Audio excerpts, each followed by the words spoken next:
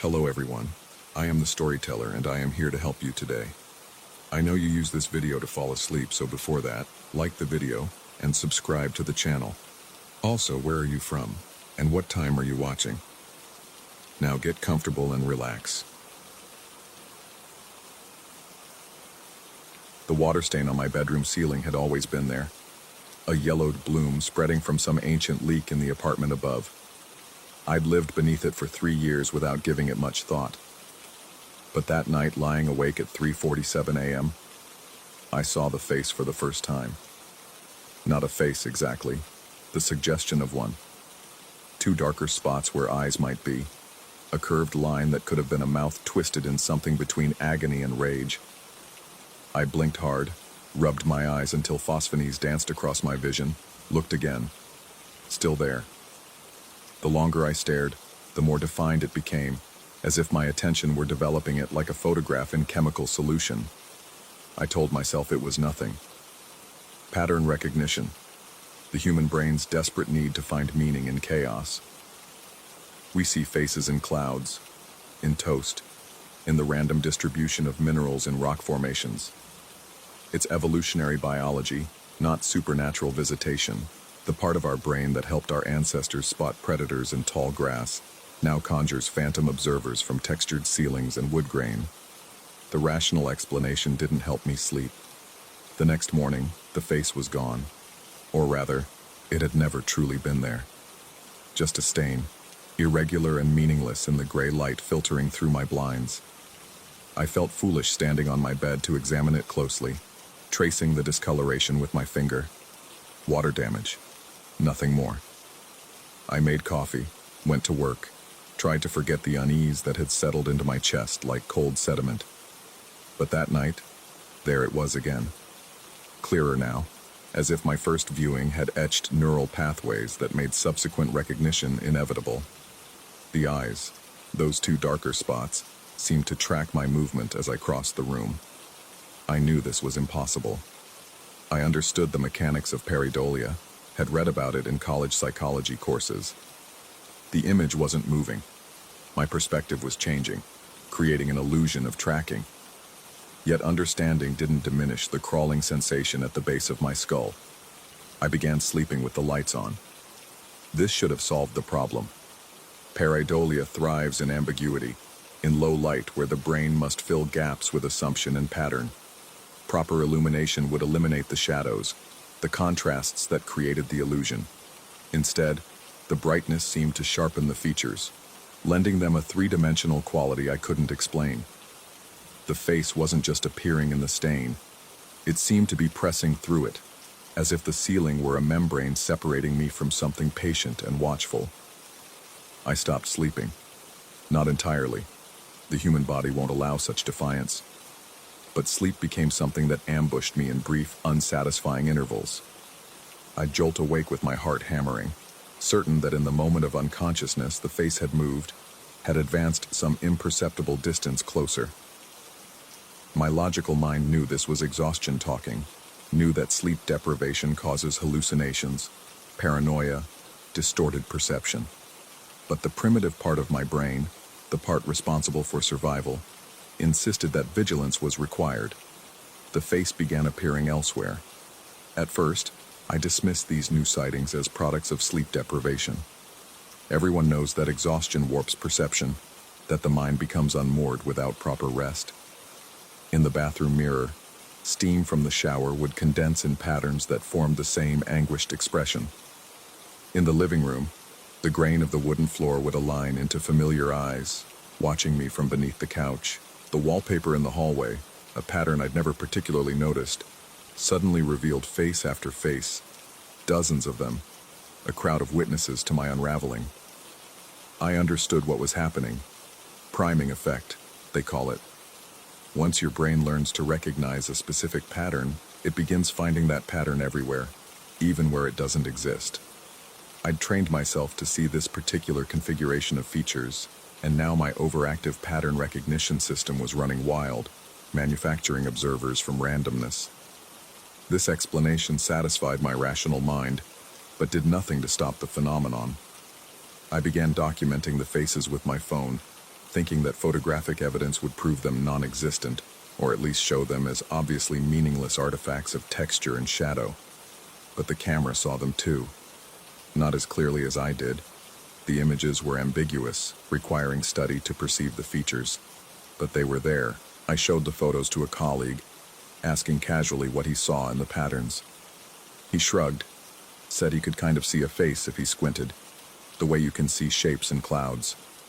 His indifference should have reassured me. Instead, it isolated me further. The faces were changing, subtle shifts, night by night, the mouth curving deeper into something more pronounced, more deliberate. The eyes, those persistent spots of darker pigmentation or shadow or whatever they were, seeming to widen, to focus with increasing intensity. I knew this was impossible. Water stains don't evolve. Wood grain remains constant.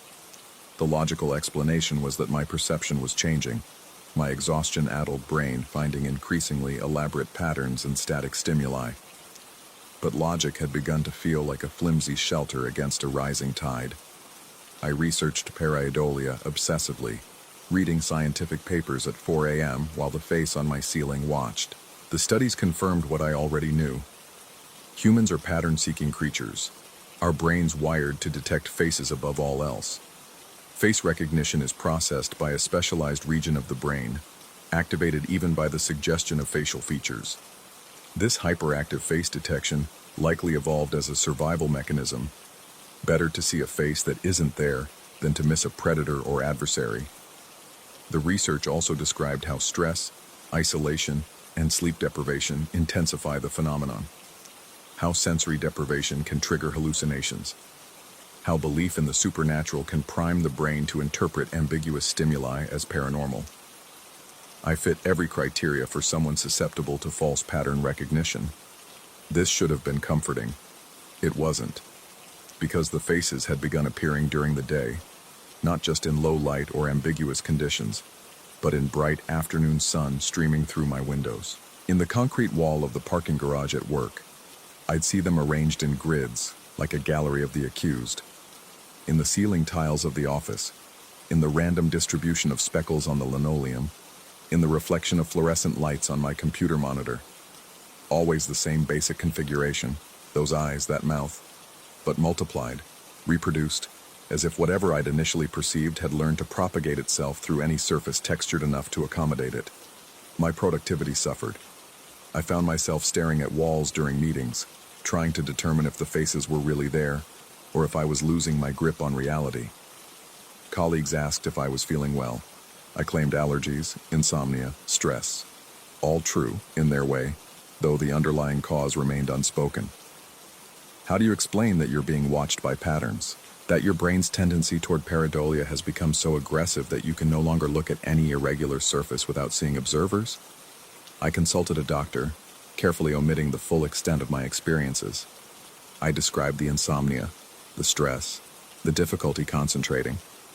She prescribed sleeping pills and suggested therapy for anxiety. The medication helped me sleep but didn't stop the dreams. Or were they dreams? In that twilight state between waking and unconsciousness, I'd feel the weight of observation pressing down like physical force, would sense the faces not just watching, but communicating something urgent and terrible that I couldn't quite decipher. The pattern recognition had become prediction.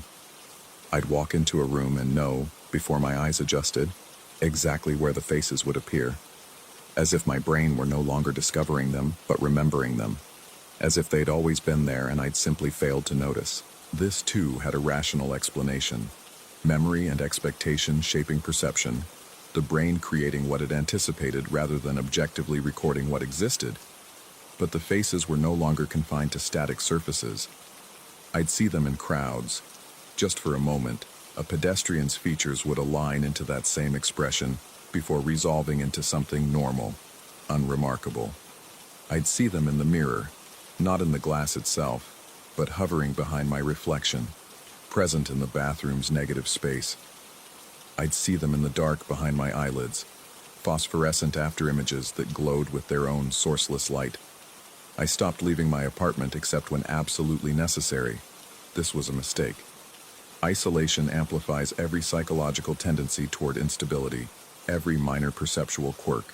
Without external reference points, without normal social interaction to anchor me in consensus reality, I became unmoored, adrift in a world where every surface was a potential host for the watching faces. I tried to rationalize the progression. Sleep deprivation causes hallucinations. Fact. Stress intensifies pattern recognition. Fact. Isolation leads to paranoia. Fact. I was experiencing a cascading system failure, each symptom feeding into the next, creating a feedback loop of deteriorating perception. None of this was supernatural. It was psychology, neurology, the predictable breakdown of an overstressed nervous system. Yet when I covered the ceiling stain with tape and paint, when I covered every surface that might harbor a face, the watchers simply migrated.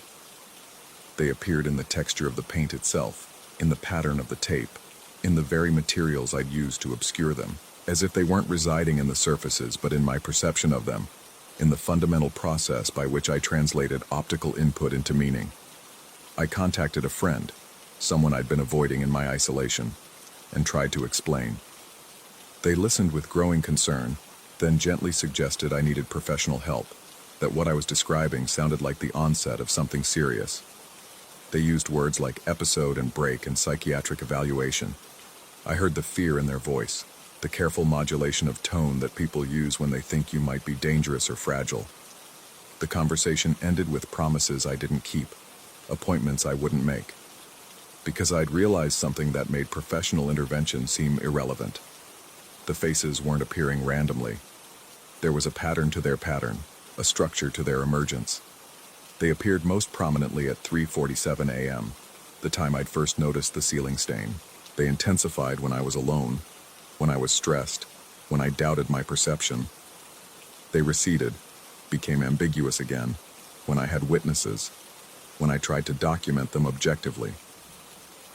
This suggested something my rational mind struggled to accept, that they were somehow aware of being observed, aware of observation itself, or, and this was more terrifying, that I was no longer able to distinguish between their behavior and my perception of it, that the boundary between observer and observed had become fatally blurred. I began conducting experiments, crude attempts at scientific method applied to subjective experience. I'd stare at neutral surfaces, blank walls, clean paper, and wait to see if the faces emerged. Sometimes they did, sometimes they didn't. The inconsistency proved nothing except that my perception was unreliable, which I already knew. What troubled me was the evolution. The original face on my ceiling had been static, an unchanging pattern, but over weeks of observation, it had developed details. Shadows beneath the eyes suggesting exhaustion or illness, fine lines around the mouth implying either age or perpetual tension. These details were impossible. Water stains don't acquire definition through observation, yet the changes were documented in my photographs, subtle progressions visible when I compared images chronologically. Unless the changes were in my perception, my brain adding details with each viewing, building a more complete representation from incomplete data. The way memory works, not recording reality but constructing it, each recall slightly altering the stored information. I couldn't tell anymore which explanation was more disturbing, that something was actually changing, or that my mind was so thoroughly corrupted that I could no longer trust even photographic evidence. The turning point came 3 months after that first sleepless night. I woke, or thought I woke, at 3:47 a.m. to find my bedroom transformed. Every surface bore the face. Ceiling, walls, floor, the back of my door, the screen of my phone. Not textured approximations, but clear, detailed renderings, as if whatever force had been expressing itself through random patterns had grown strong enough to manifest directly. I lay frozen, understanding that this was either a nightmare or a psychotic break, that no reality I believed in could accommodate what I was seeing. Yet the experience had the granular texture of waking consciousness, the physical discomfort of my twisted sheets, the taste in my mouth, the sound of my neighbor's TV through the wall. The faces began to speak, not with voices, nothing so crude, but with a communication that bypassed language entirely. meaning transmitted directly into my consciousness. They told me that I'd been correct all along, that pareidolia was the mechanism but not the explanation, that human brains evolved to detect faces because faces were there to detect, had always been there, watching from the gaps between definite and indefinite, sustained by the very act of perception that revealed them. They told me I'd seen too much, recognized too completely, and in doing so had thinned the membrane between observer and observed, that I was becoming like them, pattern without substance, meaning without form, forever watching, forever waiting for someone to recognize the next configuration. When I jolted truly awake, or to another level of waking, the faces were gone, just surfaces again, ordinary and meaningless. I sat up, checked my phone. 4:23 a.m. The entire experience had consumed 36 minutes of subjective time. A nightmare, obviously, sleep deprivation, hallucination, the expected culmination of months of stress and insomnia. I should have felt relief at this explanation. But when I looked up at the ceiling, the water stain was gone, not painted over, not covered, simply absent, the ceiling smooth and unmarked as if it had never been damaged at all. I grabbed my phone, opened my photo gallery, scrolled through months of documented faces. The images were blank. Walls, ceilings, floors, all smooth and featureless, no patterns visible whatsoever. As if the faces had never been there, or as if I'd never really been photographing anything but my own deteriorating perception. I sit now at my desk as dawn breaks, writing this account while I can still remember it clearly, before time and doubt erode the details. The rational explanation remains available. I suffered a psychological episode triggered by stress and isolation, projected meaning onto randomness until the projection consumed me, then recovered when the cycle broke. Everything I experienced can be explained by neurology and psychology. Nothing supernatural occurred, yet I can't stop noticing the wood grain on my desk, the way shadows fall across the wall, the texture of the paper under my hand. Because now I understand that seeing faces in patterns isn't a trick of perception. It's perception working exactly as designed. The faces are always there, embedded in the random distribution of matter, waiting for the right observer to give them definition. And I wonder, in these quiet morning hours, whether I stopped seeing them because they're gone, or because I've finally learned to stop looking. Whether recovery means returning to blindness, unseeing what can't be unseen. Outside my window, the sun rises over buildings whose facades are composed of countless windows, their arrangement random, yet oddly regular. If I let my focus soften, if I stop fighting the pattern recognition that evolution installed in my brain, I can see them all looking back at me, thousands of watching faces in the architecture of the city, in the clouds above, in every irregular surface that catches the growing light.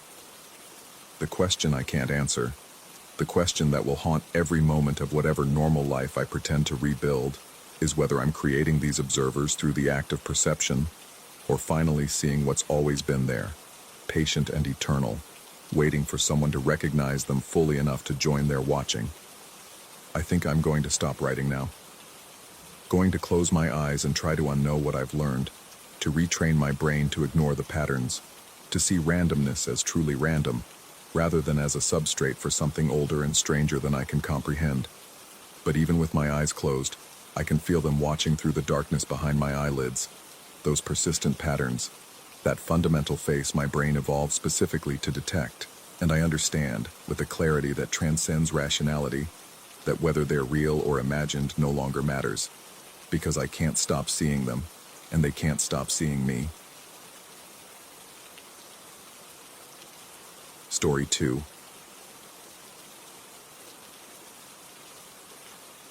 The apartment smelled like old paint and something else, something organic that had been sealed behind the walls for too long. I stood in the empty living room, my footsteps echoing against bare floorboards, and told myself this was a fresh start. The lease was signed. The boxes were coming tomorrow. There was no turning back now. That first night, I slept on an air mattress in the bedroom, surrounded by the few bags I'd brought with me. The building was old, one of those converted warehouses in the industrial district that developers love to rebrand as historic lofts. Through the tall windows, Sodium lights from the street below cast orange shadows across the ceiling. I watched them shift and sway, listening to the ambient hum of the city, distant traffic, the occasional siren, the low rumble of something mechanical that seemed to pulse through the floor itself. I woke at 3:47 a.m. with my heart hammering against my ribs. The room was the same. The shadows hadn't moved. Nothing had changed, yet every cell in my body screamed that something was wrong. I sat up slowly, scanning the darkness, my breath shallow and rapid. The sensation was primal, the kind of fear that bypassed rational thought entirely. Something was watching me. I was certain of it. But the apartment was empty, locked from the inside, and the windows faced a brick wall 20 feet away. I forced myself to lie back down, pulling the thin blanket up to my chin like a child. My hands were trembling. The logical part of my mind insisted this was just first-night jitters, the stress of the move, the strangeness of sleeping in an unfamiliar place. But my body refused to listen. My skin crawled with invisible insects. The hair on my arms stood rigid, and beneath it all, so faint I almost didn't notice it, was a sensation like standing too close to a massive speaker, a pressure against my chest, a vibration I felt rather than heard. Sleep didn't come back that night. Over the following days, I tried to settle in. The moving company delivered my furniture. I unpacked boxes, hung pictures, arranged books on shelves. The apartment began to look like mine, yet it never quite felt that way. There was always something slightly off, a subtle wrongness I couldn't articulate. Friends who visited would comment on how great the space was, how lucky I was to find such a deal, but I noticed they never stayed long.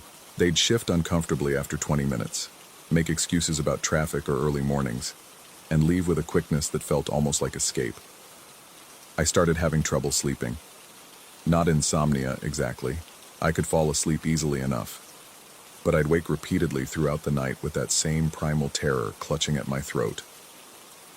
Sometimes I'd wake to find myself standing in the hallway, my hand on the doorknob, with no memory of getting out of bed. Other times I'd jerk awake convinced someone had whispered my name, only to find myself alone in the silence. The headaches started in the second week. They weren't severe, just a persistent pressure behind my eyes, a dull ache that painkillers couldn't quite touch. I went to the doctor, thinking maybe it was stress or eye strain from staring at screens all day. She found nothing wrong, suggested I drink more water, get more sleep. I didn't tell her about the other symptoms, the persistent nausea, the way my hands sometimes shook for no reason, the growing sense that my apartment was somehow hostile to my presence. It was Dimitri from upstairs who first mentioned the ventilation system. We'd met in the hallway one evening, both of us collecting mail from the metal boxes mounted to the wall. He was a quiet man in his 50s, someone who'd lived in the building since before the renovation. When I mentioned I was having trouble adjusting to the new place, he gave me a knowing look. The building's climate control system ran constantly, he explained, maintaining temperature and airflow throughout the structure. It was an old industrial setup, retrofitted for residential use, and sometimes it could be a bit much. He'd gotten used to it over the years, he said, but new tenants often complained about feeling uneasy during their first few months. Something about the way the air moved through the old ducts, something about how the machinery hummed through the building's bones. That night I lay in bed and tried to focus on the sounds around me, the refrigerator's compressor cycling on and off, the occasional groan of pipes behind the walls. And yes, there it was, a low, steady thrumming that seemed to come from everywhere and nowhere at once. It was so deep it was almost subsonic, felt more than heard, a vibration that seemed to resonate in my chest cavity. Once I noticed it, I couldn't stop noticing it. It was always there, day and night, a constant pressure against my consciousness. I started researching online late at night, falling down rabbit holes of forum posts and scientific articles. I learned about infrasound, frequencies below the threshold of human hearing, typically under 20 hertz. I discovered that certain frequencies could cause feelings of unease, anxiety, even visual hallucinations. That exposure to infrasound had been linked to reports of hauntings and paranormal experiences, that it could make people feel like they were being watched. create a sense of presence in empty rooms, cause panic attacks and disorientation. The ventilation system, the old machinery, the constant subsonic hum that pervaded every corner of the building. It all made sense. Except it didn't, because knowing the cause didn't stop the effects. The headaches continued, the night terrors intensified, and new symptoms began to emerge. Visual distortions at the edges of my perception, shadows that seemed to move independently of any light source, a growing certainty that I was not alone in my apartment, even when I knew, rationally, that I was. One morning, I woke to find muddy footprints leading from my bedroom door to the window. They were my boots, I realized, the ones I kept by the front door, but I had no memory of putting them on, no memory of walking across my own bedroom floor. The prints were fresh, the mud still damp. I stood there for 10 minutes, staring at them, trying to construct a narrative that made sense. Sleepwalking. It had to be sleepwalking. Except the mud suggested I'd been outside, and I was still in my pajamas, and the door was locked from the inside with the chain engaged. I called the building management about the ventilation system. A technician came out the next day, a man who spent 20 minutes checking vents and consulted a clipboard with maintenance records. Everything was functioning normally, he assured me. The system was actually quite sophisticated, designed to be as quiet and unobtrusive as possible. If I was experiencing discomfort, perhaps I should try a white noise machine to help me sleep. Perhaps I should open the windows more often for fresh air. But opening the windows didn't help. The sensation followed me everywhere in the apartment. That pressure in my chest, that crawling certainty of being observed. I began to notice patterns. The symptoms were worst in the bedroom and the living room, less severe in the bathroom and kitchen. I started spending more time near the edges of the apartment, instinctively avoiding the center of each room. Work became impossible. I'd sit at my desk, laptop open, and find myself staring at the wall instead, watching for movement that never quite materialized. My boss called after I missed 2 meetings. Was everything okay? I sounded stressed. Maybe I should take some time off, get some rest. I agreed, though I knew rest wouldn't come. Not here. Not in this place that seemed to hum with malevolent intent. I tried staying with friends, testing whether distance would help, and it did. Sleeping on a couch across town, I felt normal for the first time in weeks. The headaches faded. The nausea subsided. I slept through the night without waking in terror. But I couldn't impose forever, and eventually, I had to return to my lease, my belongings, my life. The apartment felt different when I came back. Hostile. The air itself seemed thick, resistant, as if the space resented my absence and was now punishing my return. I stood in the doorway, bags in hand, and almost turned around. Almost called my landlord to break the lease, consequences be damned. But pride, or stubbornness, or simple financial necessity kept me rooted in place. I stepped inside and closed the door behind me. That night was the worst yet. I woke, or thought I woke, to find my bedroom filled with movement. Shadows rippled across the walls like living things, flowing from corner to corner in patterns that hurt to follow. The pressure in my chest had become a weight, crushing down, making each breath a labor. And there, in the corner where the darkness gathered thickest, I saw it. A figure, tall and impossibly thin, its outline sharp against the lesser darkness around it. It didn't move. It simply stood there, watching with eyes I couldn't see but could feel boring into me. I tried to scream. Nothing emerged but a thin wheeze. I tried to move. My body wouldn't respond. Paralysis gripped me, total and terrifying, while the figure in the corner began to lean forward, its proportions all wrong, its presence so alien that my mind rejected what my eyes were showing me. The pressure intensified until I thought my ribs would crack. The room spun, and then, mercifully, I passed out. Morning came. I was in bed, covers twisted around me, my pajamas soaked with sweat. The corner was empty. The walls were still. Everything looked normal in the gray light of dawn. A nightmare, I told myself. Sleep paralysis brought on by stress and whatever low-frequency vibrations were rattling through the building's infrastructure. A hallucination induced by infrasound. Nothing more. But I could still feel where its gaze had landed. I contacted a different technician, not through the building, but an independent HVAC specialist I found online.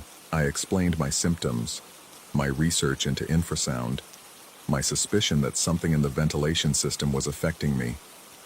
He arrived with specialized equipment, tools I didn't recognize, meters that measured things invisible to the naked eye. He spent 3 hours examining every vent, every duct, every connection point in the system. His findings were unexpected. Yes, there was infrasound present, but it wasn't coming from the ventilation system. The frequency was too irregular, the source too diffuse. It seemed to be emanating from the walls themselves, from the very structure of the building. He'd seen something similar once before, he said, in an old factory that had been built on reclaimed marshland.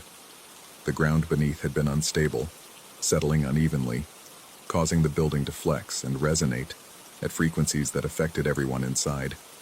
His suggestion was to break the lease, find somewhere else to live. Some buildings, he said carefully, just weren't meant for people, but I had nowhere else to go. The lease was ironclad, my savings were depleted, and besides, some stubborn part of me refused to be driven out by something as mundane as architectural acoustics. I was a rational man. I understood what was happening. Understanding should bring control. It didn't. The hallucinations, for that's what I forced myself to call them, intensified. I saw things moving in my peripheral vision constantly now, heard whispers in the static hum of the building, felt hands brushing against my skin when I knew I was alone. I stopped inviting people over because their reactions frightened me more than my own experiences. They'd stop mid-sentence, their eyes tracking something across the room I couldn't see. They'd ask if I heard that, felt that, saw that. And when I asked what they meant, they'd shake their heads, suddenly eager to leave, making excuses that felt like abandonments. I began documenting everything, notes on my phone, entries in a journal, photos and videos that showed nothing but empty rooms yet felt heavy with presence. I was building evidence, I told myself. Proof of what was happening. But proof for whom? For what purpose? The technician had confirmed the infrasound. The cause was established. Yet knowing why I was experiencing these symptoms didn't make them stop, didn't make the apartment feel less hostile, didn't explain the footprints, or the moved furniture, or the mornings I woke with bruises I couldn't account for. Dmitri found me in the hallway one evening, sitting against the wall, unable to force myself to unlock my apartment door. He sat beside me without asking questions, just keeping me company in the fluorescent silence. Eventually, he spoke about his first year in the building, the things he'd seen, the feelings that had almost driven him away. He'd learned to cope, he said, learned to tune it out.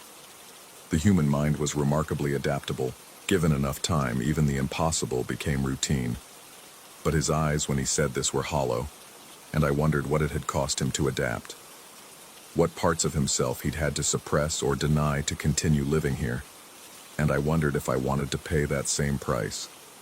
Tonight I'm sitting on my bed, laptop balanced on my knees, writing this down, because I need to record it somewhere. Need to leave some account of what's happening before I can't trust my own perceptions anymore. The pressure in my chest is constant now.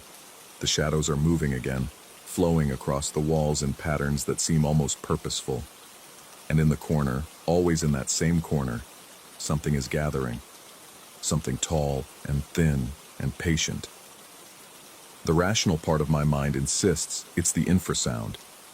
Low-frequency vibrations affecting my inner ear, my visual cortex, my limbic system, creating sensations of presence, manufacturing threats where none exist, my brain inventing monsters to explain the unexplainable discomfort of subsonic pressure. But what if that's not the full story?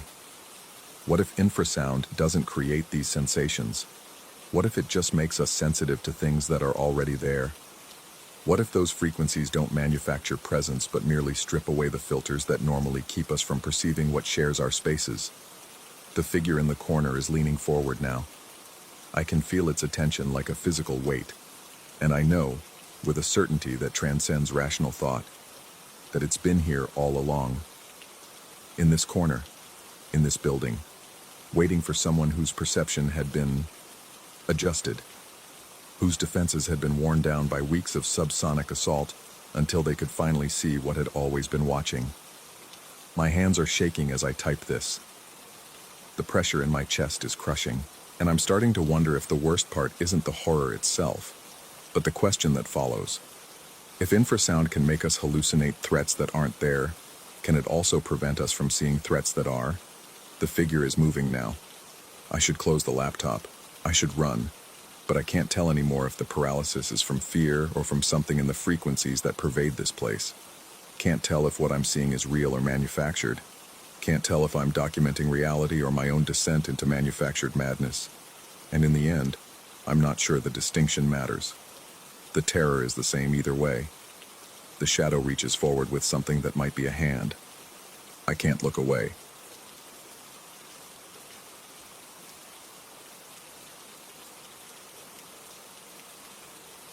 Story 3.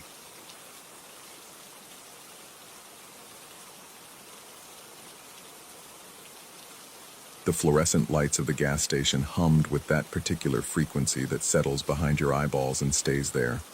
2 a.m, somewhere in South Dakota where the interstate stretched like a black ribbon through nothing. And I was the only customer at the last pump before the highway split east toward Minnesota or west toward Wyoming. The kind of place that exists only in the dead hours, staffed by nobody, selling stale coffee and regrets. I pressed the nozzle against my tank and watched the numbers climb. 73 degrees according to the display. But my breath came out in visible clouds. The pump clicked and whirred, the only sound except for the wind pushing across empty plains, carrying with it the smell of dust and something else. Something chemical and wrong. That's when I noticed the car. A sedan, maybe 10 years old, parked at the pump diagonal from mine. Primer gray under the sickly lights. I hadn't heard it pull in, which bothered me more than it should have.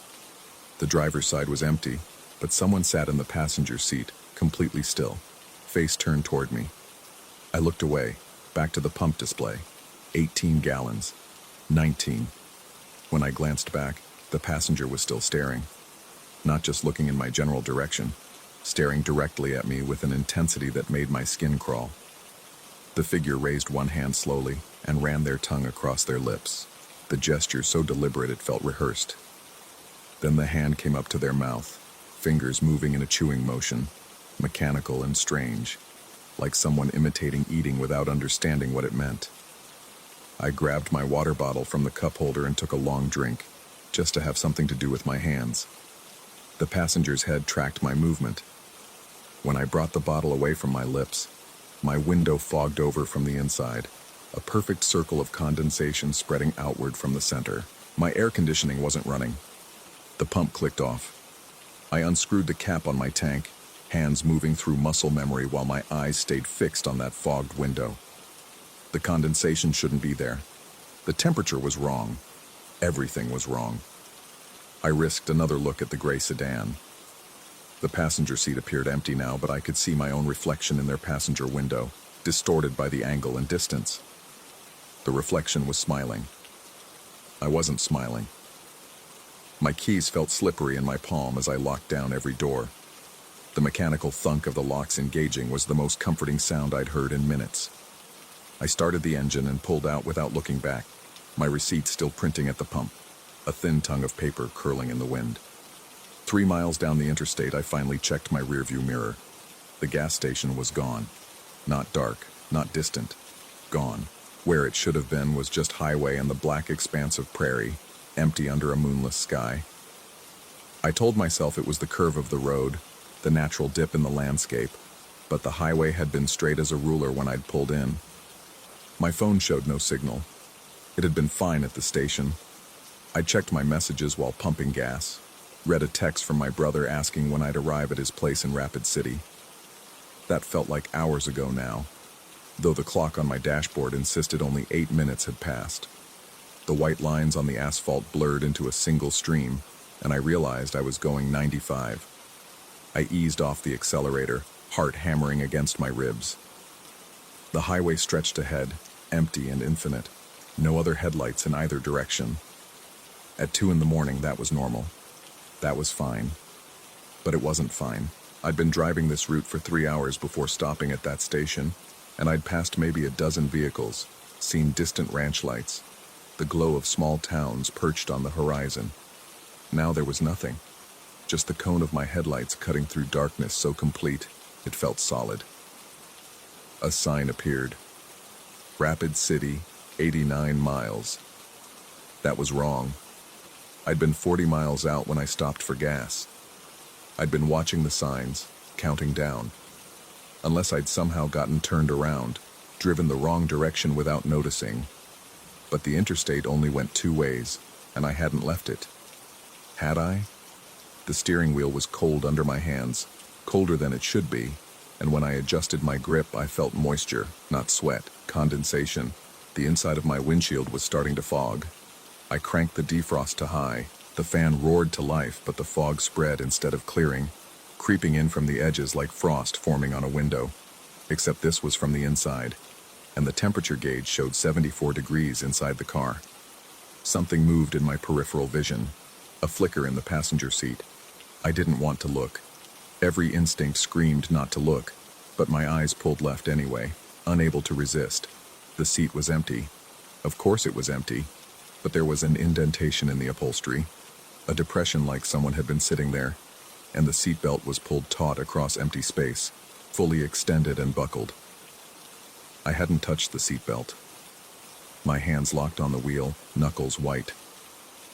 I forced myself to focus on the road, on the white lines, on staying between them. Just drive. Just keep driving. Rapid City was ahead. My brother was expecting me. This was exhaustion, too many hours behind the wheel, the mind playing tricks when the body needed rest. But the seatbelt clicked. The sound of it retracting, metal sliding against fabric, and I watched from the corner of my eye as it slowly withdrew, pulled by invisible hands back to its housing. When it stopped, the belt hung at exactly the right position for someone my height. A laugh bubbled up in my throat, high and strangled. I swallowed it. The radio was off, but I reached for it anyway, needing sound, any sound besides the hum of tires and the wind and my own ragged breathing. My fingers found the dial, static, pure white noise that rose and fell in waves, occasionally resolving into fragments that might have been words, might have been nothing. I twisted through the stations, all static. Even the emergency broadcast frequency gave me nothing but that oceanic hiss. Then, between stations, just for a second, the wet sound of someone chewing. I snapped the radio off. Silence pressed in, thicker than before. The fog on my windshield had formed patterns now, whirls and spirals that looked almost deliberate, almost like handprints pressed from the inside.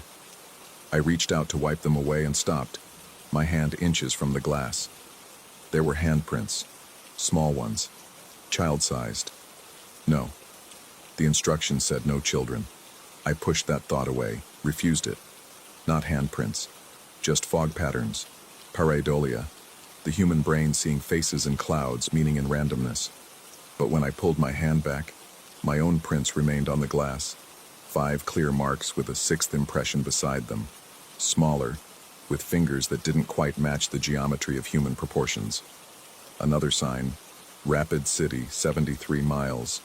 I'd driven 16 miles. The math checked out. That was something normal, something to hold on to.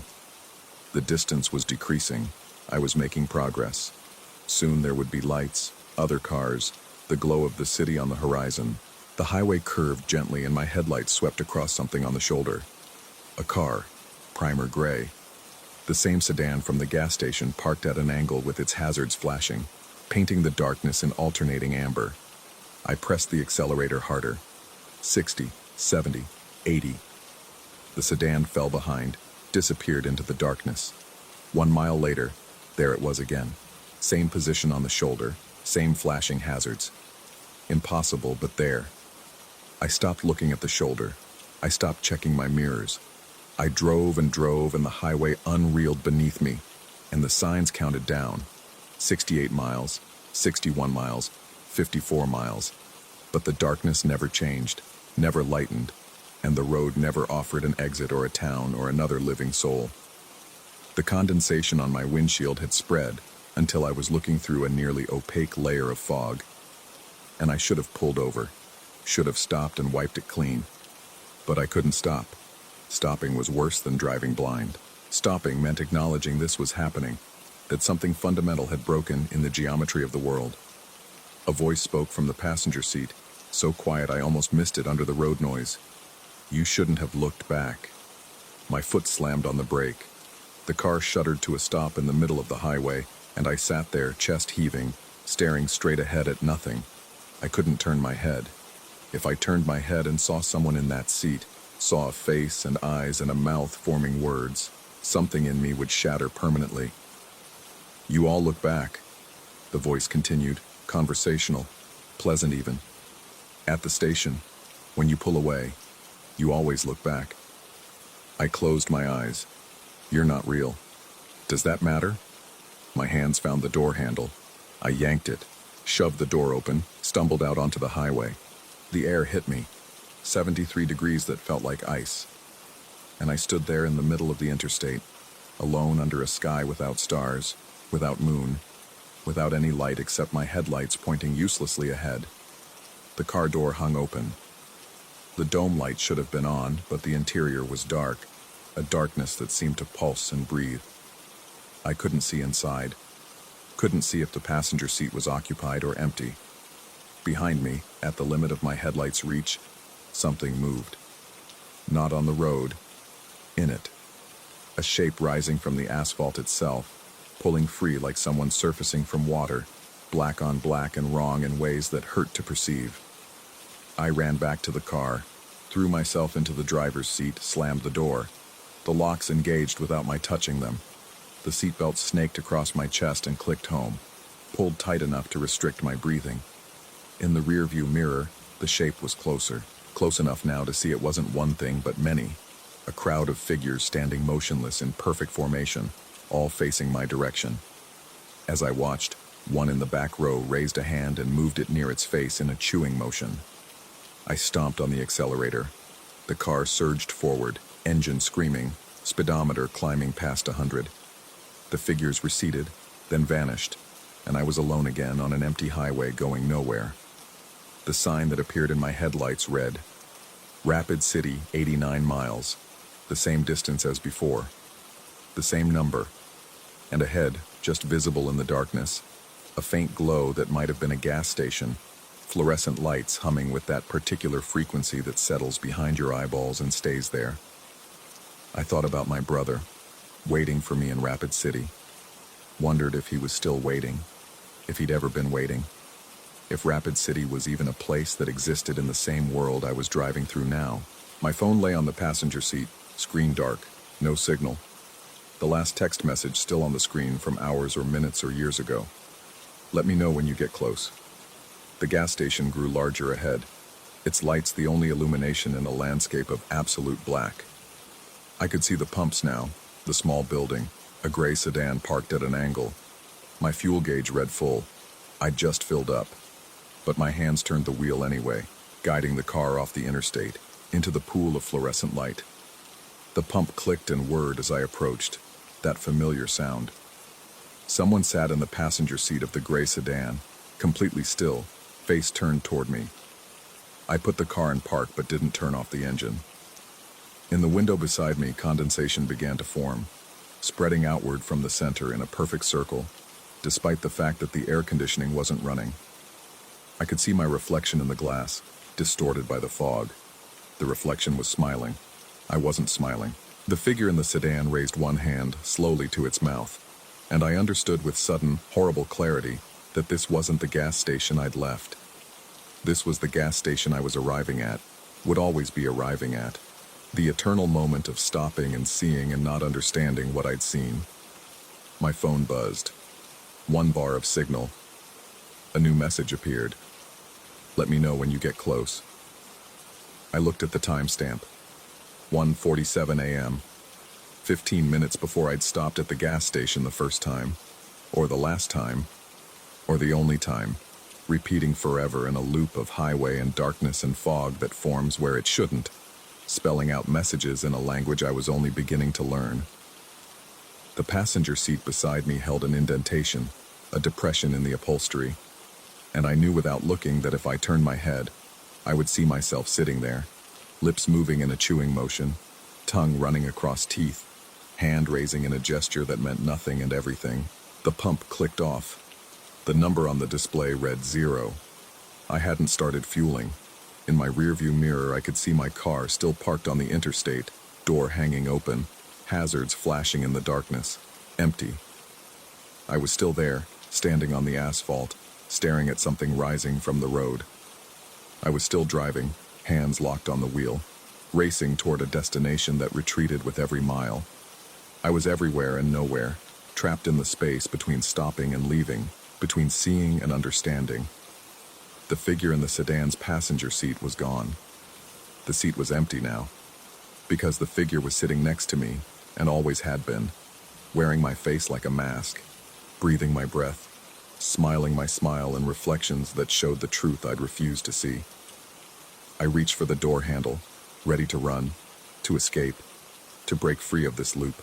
My hand moved in a chewing motion instead, mechanical and strange, and I watched it with detached fascination, wondering which version of me was performing the gesture, and which was observing, and whether it mattered any more in this place between the interstates, this pocket of existence where travelers stop and never quite leave, where something waits at the last pump before the highway splits.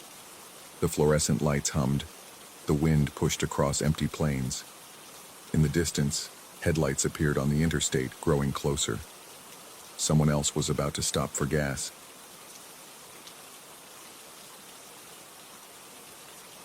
Story 4.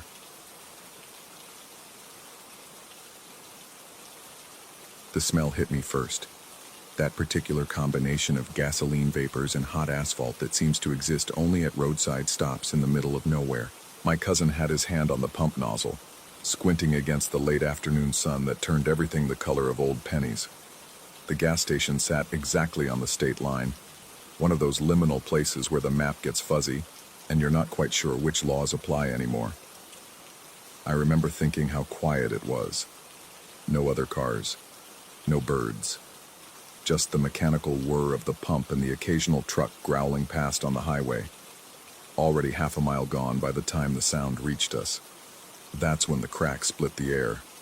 Not a bang. A crack, sharp and dry, like someone had taken the atmosphere itself and snapped it in half. The front window of the convenience store fractured into an elaborate spider web, but it didn't fall. The glass just hung there, suspended in its new crystalline pattern, refracting the sunlight into 1,000 amber shards. I dropped. Pure instinct. My knees hit the concrete behind the pump, and I felt the roughness through my jeans, smelled the old oil stains and scattered cigarette butts at ground level. My cousin's legs were visible on the other side of the pump, frozen mid-step, like he couldn't decide whether to run toward the sound or away from it. The side door of the store banged open, not the front entrance with the fractured glass, but the service door facing the dumpsters. A man emerged at a pace that wasn't quite running but wasn't walking either. He wore a gray windbreaker despite the heat, and he carried a duffel bag that pulled his shoulder down with its weight. The bag's fabric had dark patches that could have been sweat or could have been something else, and I noticed how he held it away from his body, like it might contaminate him. He didn't look at us, didn't look at anything really, just moved across the parking lot with the mechanical efficiency of someone following a script, disappearing around the far edge of the building where the grass turned to gravel and the gravel turned to woods. That's when my car radio came on. I hadn't turned it on. The keys weren't even in the ignition. They were in my pocket, their metal edges pressing against my thigh where I'd crouched behind the pump. But the speakers crackled to life anyway, and through the static came a voice. Flat, procedural, like someone reading from a manual they'd memorized years ago. Código 30, Corredor Tres, Portuguese. But we were in Missouri, or Arkansas, Or the space between them where maybe language worked differently. The voice continued, but the words dissolved into interference, a sound like insects trapped in copper wire. I looked at my cousin. He was staring at the car, his face slack with the kind of confusion that comes before real fear sets in. The lights inside the store began to flicker, not all at once, but in sequence, starting from the back and rolling forward like a wave moving through water. Each fluorescent tube dimmed and brightened in turn, creating the impression that something was walking down the aisles, triggering motion sensors that didn't exist. No one came out, no clerk screaming, no customers fleeing, just the lights performing their strange synchronized dance and the radio static evolving into patterns that almost sounded like breathing. The paramedics arrived exactly 8 minutes later. I know because I'd been watching the digital display on the pump, watching the numbers increment with each passing second, while the gasoline continued to flow into my tank unattended. They came without sirens, their vehicle rolling into the lot with the quiet efficiency of people who'd done this particular route many times before. They brought screens, the kind they use in hospitals, portable partitions on wheels. They set them up around the front of the store, blocking all sight lines into the interior. I could see their shadows moving behind the translucent material, but the shadows didn't match the number of people I'd counted going inside. There were too many, or maybe too few. The shapes shifted and merged and separated again in ways that human bodies shouldn't. The manager emerged from somewhere I couldn't identify. Not from the store, not from the paramedics' vehicle, just suddenly present like he'd materialized from the heat shimmer rising off the asphalt. He was older, with the kind of weathered skin that comes from spending decades in sun and wind.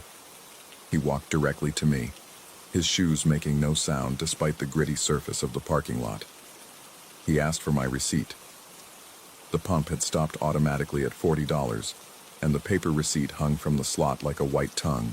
He took it with fingers that trembled slightly, made a notation in a small spiral notebook he produced from his shirt pocket, and looked at me with eyes that didn't quite focus on my face. "You didn't see anything," he told me. Not a question, not even really a command, just a statement of fact, spoken with the certainty of someone describing the color of the sky. I wanted to argue, wanted to ask about the crack, the man with the duffel bag, the radio, the lights. But something in his tone suggested that contradiction would be dangerous in ways I couldn't articulate. My cousin's hand on my shoulder. When had he moved next to me? Squeezed once, firmly. We left. I drove. The radio stayed mercifully silent, though I kept glancing at it, expecting it to resurrect itself at any moment. My cousin sat in the passenger seat and stared out the window, his jaw working like he was chewing words he couldn't quite spit out. "Did you?" he started, then stopped. I waited. The highway unrolled ahead of us, identical mile markers ticking past. "Did you hear it too?" he finally asked. "The radio? What did you hear?" "I don't know." Couldn't make out the words, but it was wrong. The whole thing was wrong. We drove in silence for another 30 miles before stopping at a rest area. The bathroom smelled like industrial cleaner in desperation. I stood at the sink, letting cold water run over my wrists, and studied my reflection in the scratched metal mirror. Same face, same person. But something behind my eyes had shifted, like furniture rearranged in a familiar room, creating new shadows in unexpected places. When we got back to the car, there was a business card under the windshield wiper. No logo, no name, just a phone number in plain black text, and beneath it, a single word. "Remember?" My cousin plucked it from the windshield, turned it over, found nothing on the back. He held it between his thumb and forefinger like it might explode. "Someone saw us leave," he said. "Or followed us." We both scanned the parking lot, a few scattered vehicles, a family packing into an SUV, a trucker doing his pre-trip inspection, all normal, all completely, utterly normal in a way that felt like a performance. The dream started that night. Not nightmares exactly, just the gas station playing on loop. But each time, small details changed. In one version, the man in the gray windbreaker turned to look at me before he disappeared, and his face was a smooth expanse of skin with no features. In another, I watched myself from outside my body, crouched behind the pump, and I could see that I was mouthing words, counting backwards from numbers that didn't exist. In the worst one, I looked down at my hands and they were covered in dark patches like the duffel bag, and when I tried to wipe them clean, the stains spread further up my arms. I called my cousin on the third day. His voice when he answered was rough, like he hadn't slept either. "We need to talk about it," I said. Long pause. Static on the line that reminded me too much of the car radio.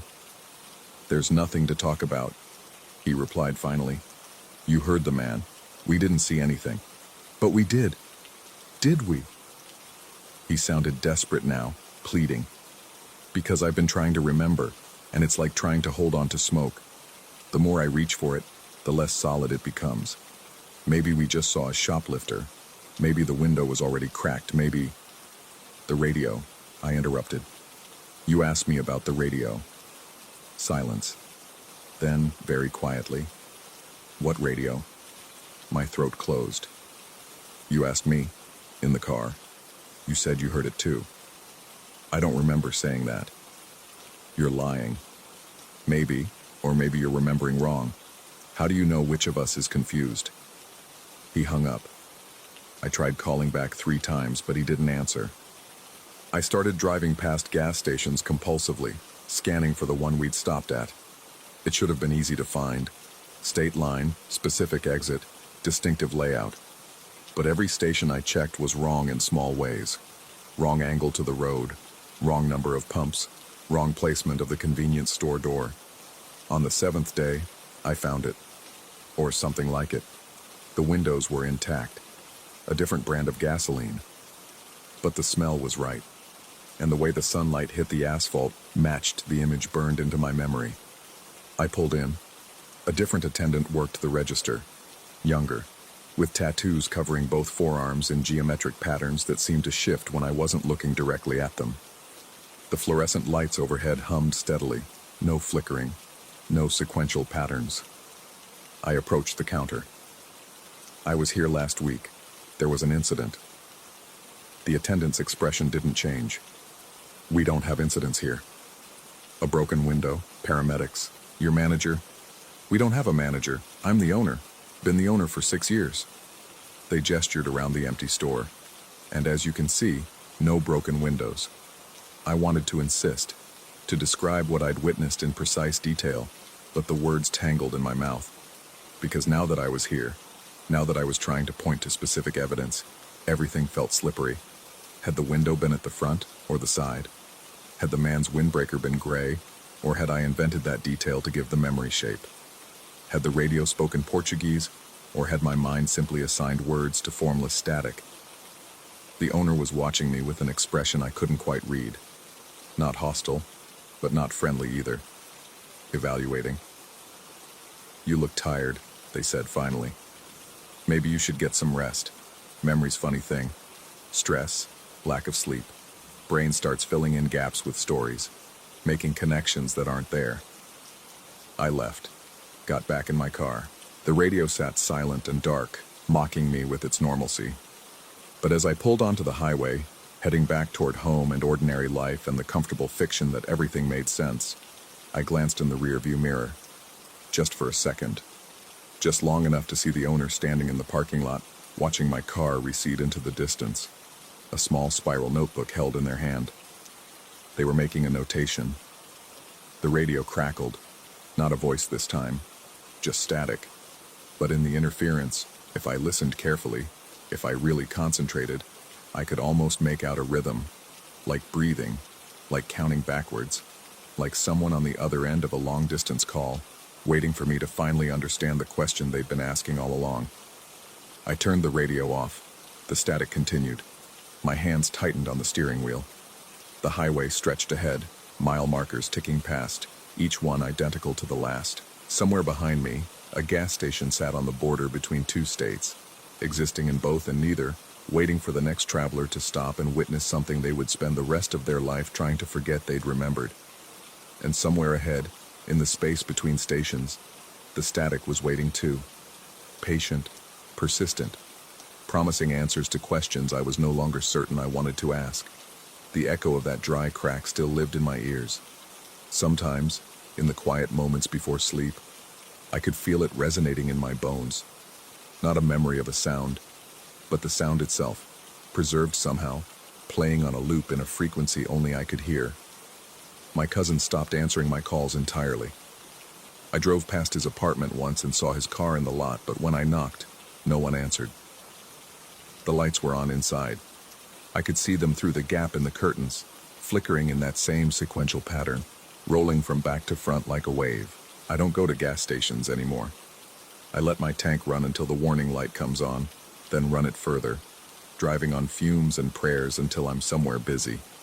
A truck stop with witnesses, a station in the middle of a crowded city where nothing strange could possibly happen unobserved.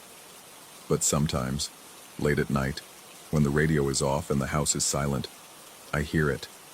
Código 30, Corredor Tres, and I wonder if I'm still at that gas station, still crouched behind the pump, still watching a man in a gray windbreaker carry something heavy into the woods, still waiting for the moment when someone will finally tell me what I was supposed to see, or what was supposed to see me.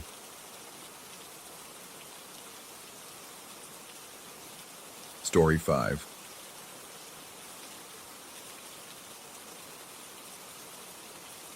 The house hummed. I noticed it on the third night, lying awake in the bedroom that faced the street.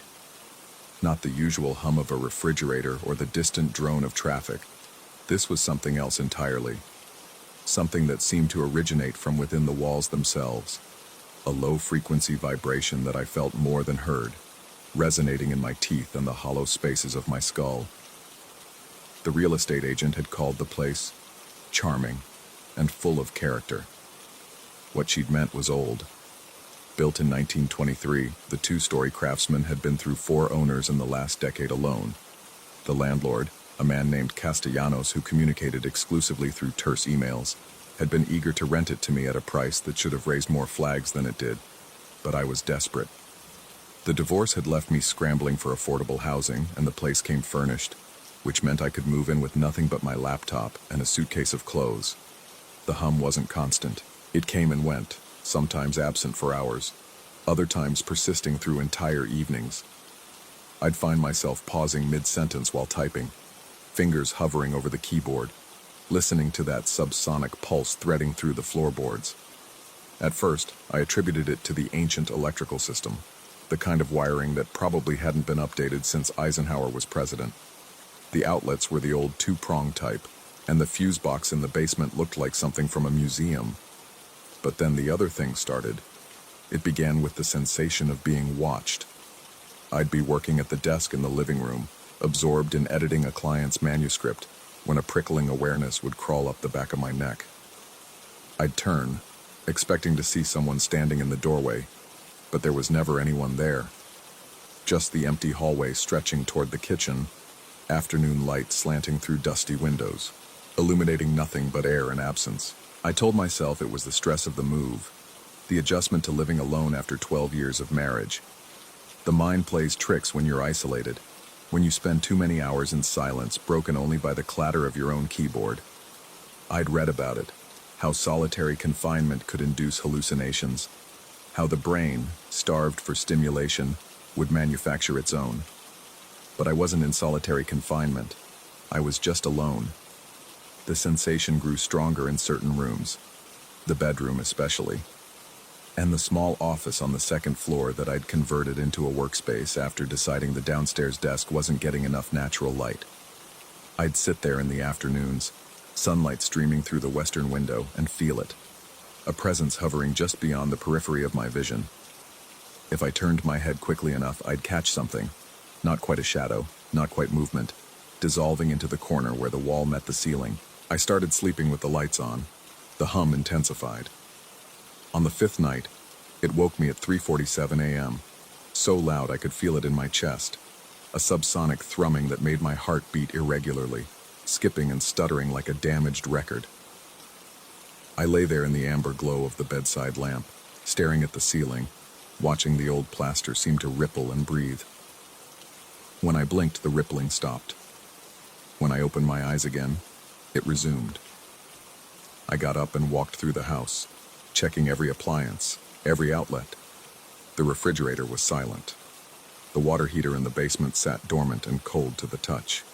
The electrical panel showed no signs of malfunction, though I wouldn't have known what to look for anyway.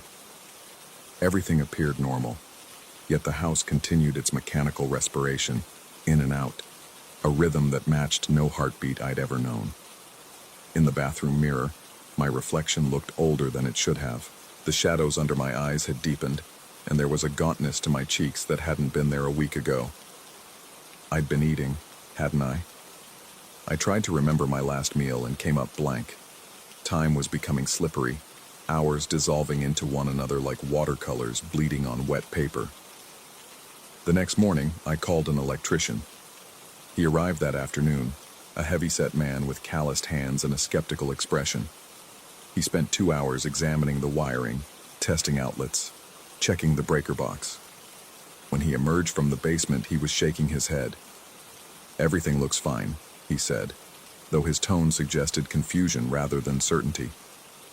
"Old system, yeah. Probably should be updated, but nothing that would cause any problems." "You sure you're hearing something?" I was sure. Or I had been sure. Standing there in the daylight with another human being present, the hum seemed like something I might have imagined. A phantom sensation, like tinnitus or phantom limb pain.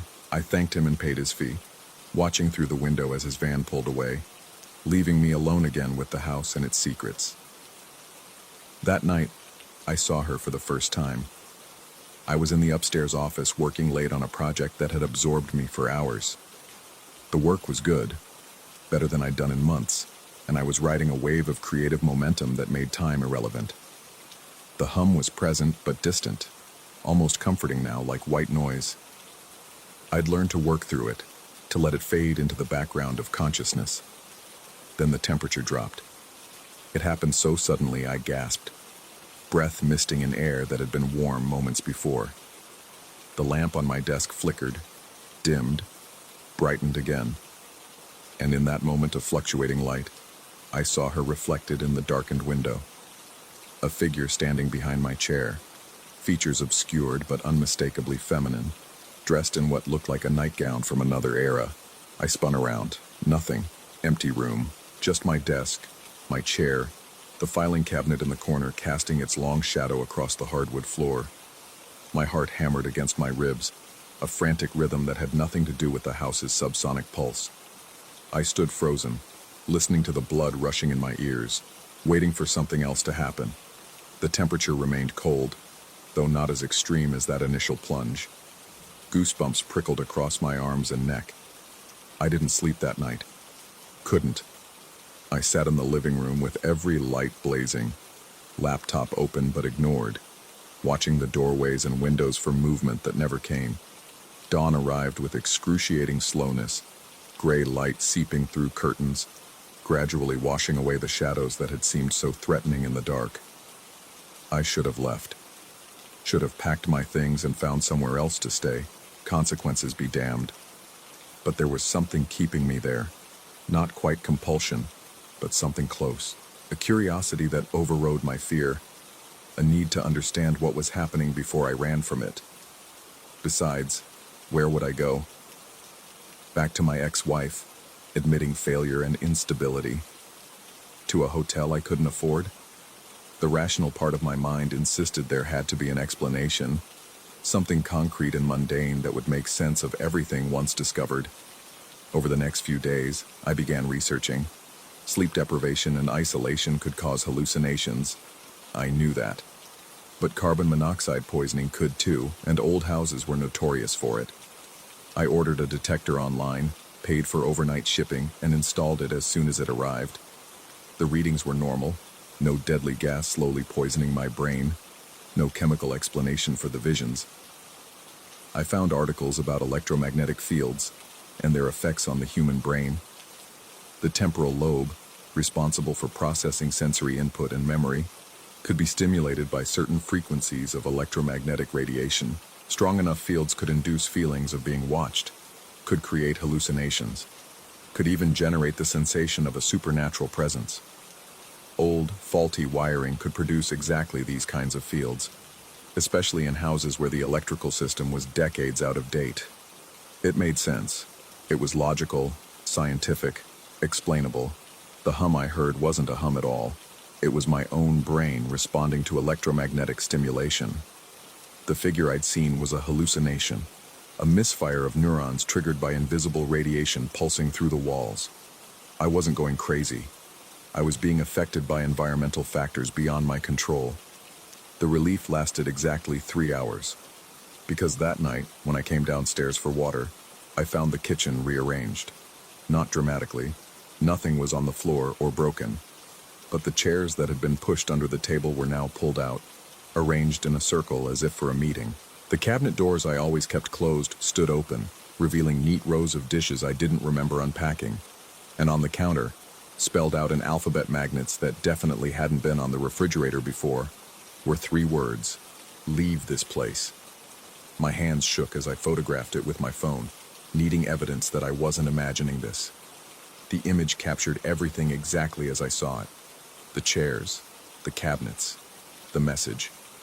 But when I looked at the photo later, reviewing it in the harsh light of morning, it showed only a normal kitchen. Chairs under the table, cabinets closed, refrigerator bare of magnets. I sat on the kitchen floor, staring at that lying photograph, feeling the last threads of my certainty unraveling. Either I was experiencing selective amnesia, rearranging things myself and not remembering, or something was very wrong with this house in ways that electromagnetic fields couldn't explain. The hum grew louder. It followed me now, room to room, a persistent vibration that seemed to emanate from whatever space I occupied. I'd move to the living room and it would be there, retreat to the bedroom, and it would follow. The only place it seemed quieter was the basement, but the basement frightened me in ways I couldn't articulate, so I avoided it. I started seeing her more frequently. Never clearly, always peripheral, always dissolving when I tried to focus. A glimpse of white fabric in the bathroom mirror, a silhouette passing across the hallway, the sense of someone sitting in the chair across from mine, breathing in time with the house's mechanical respiration. On the 14th night, I woke to find her standing beside my bed. This time, I didn't look away, didn't blink or move or give her the chance to disappear. I lay perfectly still, staring at what my mind insisted couldn't be there. A woman, translucent but visible, wearing a nightgown that might have been fashionable in the 1940s. Her face was a blur, features shifting and uncertain, but her posture conveyed something that made my blood freeze. Not threat, but desperation. She raised one arm, pointing toward the door, then to the floor, then to the door again. The gesture repeated, mechanical and insistent. Leave. She was telling me to leave.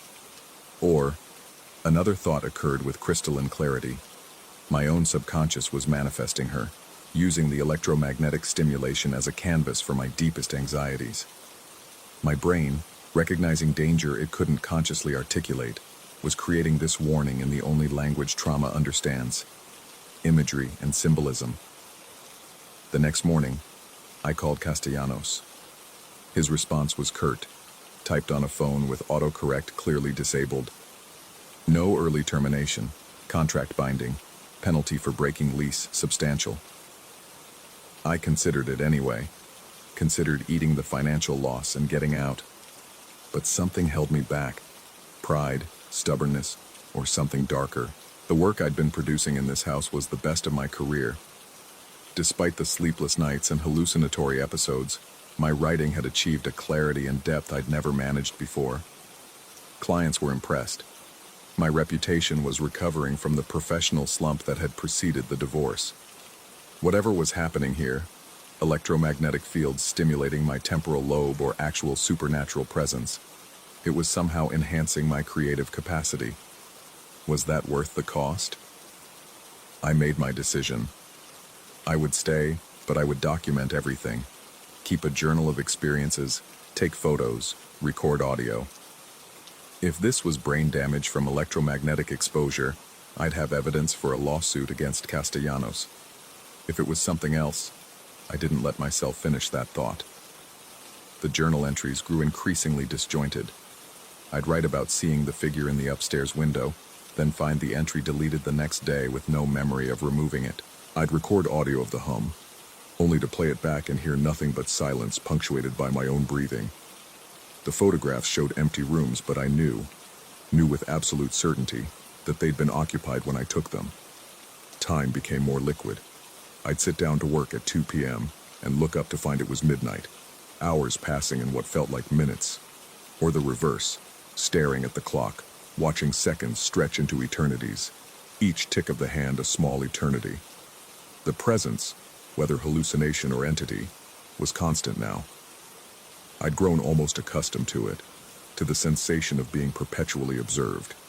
We coexisted, me and this maybe ghost, occupying the same space but never quite touching. Sometimes I'd speak to her, asking questions that received no answers. Other times I'd ignore her completely, focusing on my work with determined intensity. Last night I went down to the basement. I'm not sure what compelled me. The hum was strongest there, I knew that, and I'd been avoiding it for exactly that reason. But something drew me down those wooden stairs, into the damp coolness that smelled of earth and mildew and time. The bare bulb overhead cast harsh shadows across concrete walls and exposed joists. In the corner, beneath the window too small for any human to fit through, I found them. Journals. Dozens of them, stacked in moldering cardboard boxes. They chronicled the experiences of previous tenants. All of them had felt it. The hum, the presence, the gradual dissolution of certainty. All of them had documented their descent into whatever this was, their handwriting growing increasingly erratic across pages filled with descriptions that mirrored my own experiences with disturbing precision. The last journal, dated from 8 months ago, ended mid-sentence. I understand now. It's not the house. It's not electromagnetic fields. It's not in my head. It's nothing more. Just blank pages after that, as if the writer had simply ceased to exist mid-thought. I'm writing this now from the upstairs office. The hum is louder than it's ever been, a physical force that seems to compress the air, making each breath an effort. She's standing in the corner, clearer than before, and when I look directly at her, she doesn't disappear anymore. Her face is becoming visible, not someone I recognize, but someone I might become familiar with, given time. The electromagnetic field theory still makes sense. Everything I'm experiencing could be explained by neural stimulation, by my temporal lobe firing in response to radiation from faulty wiring. The hallucinations, the time distortion, the sensation of presence, all documented effects of EM exposure. But the journals in the basement aren't a hallucination. They're real, physical, filled with experiences identical to mine, which means either every tenant who lived here experienced the same electromagnetic-induced hallucinations, possible if the wiring has been faulty for decades, or there's something else at work, something that uses the electromagnetic fields, not as cause, but as medium. A frequency of silence beneath the hum, a space between thoughts where something else can slip through. I should leave. I know this. But my latest manuscript is nearly finished, and it's brilliant. The best thing I've ever written, and possibly the best thing I'll ever write. Just a few more days, a week at most. The figure is moving closer now, and I can see that her expression isn't threatening at all. It's sympathetic, sad even. She knows what I haven't yet accepted, that the question of whether this is real or hallucination has become irrelevant. The electromagnetic fields have opened something in my temporal lobe, a door, a sensitivity, a frequency I can't unhear. And once you start hearing it, once you tune into that particular silence beneath the hum, you can't tune back out.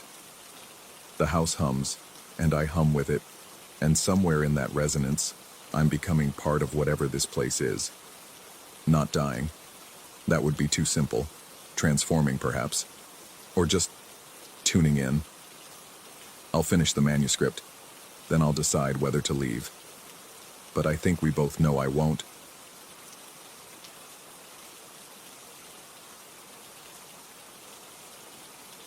Story 6.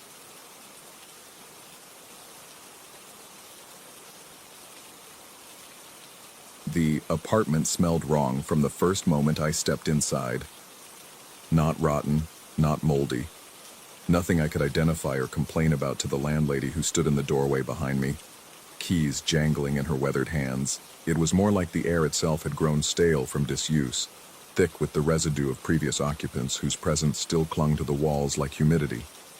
The late afternoon sun struggled through grimy windows, casting everything in a jaundiced light that made the cramped space feel even smaller. The landlady said something in rapid Japanese, her tone suggesting this was a bargain I shouldn't refuse. My rudimentary language skills caught maybe one word in 5. I nodded anyway. After 3 weeks of overpriced hotels in Tokyo, I needed a long-term rental for my research fellowship, and my advisor had been clear.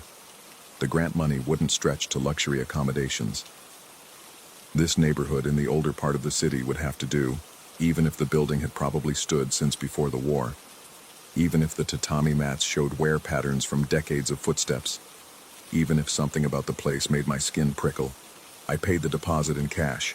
The landlady left me with a bow and a smile that didn't quite reach her eyes. That first night, I told myself the sounds were just the building settling. Old structures make noise. Everyone knows this. The creak of wood contracting in the cooling evening air, the whisper of wind through gaps in the window frames, the distant rumble of the subway line 2 blocks away. All perfectly explicable. I unpacked my research materials and tried to focus on the reason I'd come to Japan in the first place, my dissertation on cross-cultural interpretations of apparitional experiences.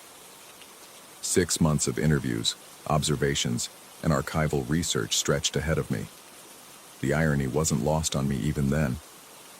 I woke sometime after midnight to find myself sitting upright in the futon, heart hammering, skin slick with sweat. The room pressed in around me, darker than it should have been given the streetlights outside. For several seconds I couldn't remember where I was, couldn't orient myself in the unfamiliar space. Then memory returned, and with it, the certainty that had jolted me awake. Someone had been watching me sleep. Not watching anymore. Had been watching. Past tense. The distinction felt crucial. I fumbled for my phone and activated its flashlight, sweeping the beam across the empty apartment. Nothing. No one. The door remained locked from the inside, the windows shut tight. I checked anyway, my hands shaking slightly as I tested each latch. Everything secure. I returned to the futon but didn't sleep again that night, lying awake as the hours crawled toward dawn, trying to convince myself it had been a dream. The work helped at first. I threw myself into it with the fervor of someone trying to outrun their own thoughts. My research took me to shrines and temples, to interviews with priests and spiritual practitioners, to archives filled with centuries-old accounts of yurei and other supernatural entities. I recorded everything meticulously, maintaining the scholarly distance my methodology required. These were cultural artifacts, I reminded myself. Belief systems shaped by historical context and social structures. Fascinating from an anthropological perspective, but not literally real. Yet everywhere I went, people spoke of the dead with such casual certainty. An elderly priest described the proper rituals for pacifying restless spirits with the same matter-of-fact tone he might use to explain traffic rules. A middle-aged woman I interviewed detailed her deceased grandmother's visits with perfect clarity, explaining how she'd known it wasn't a dream because she could smell her grandmother's particular brand of face powder.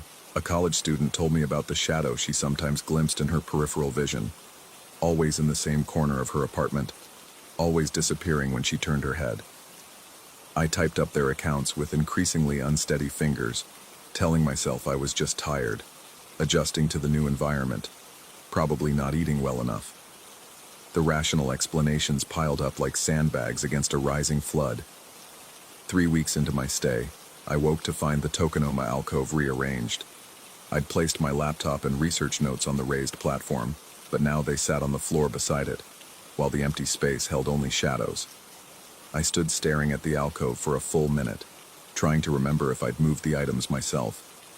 Perhaps I'd been sleepwalking, but I had no history of that, and the memory of placing the laptop there the previous evening remained crystal clear.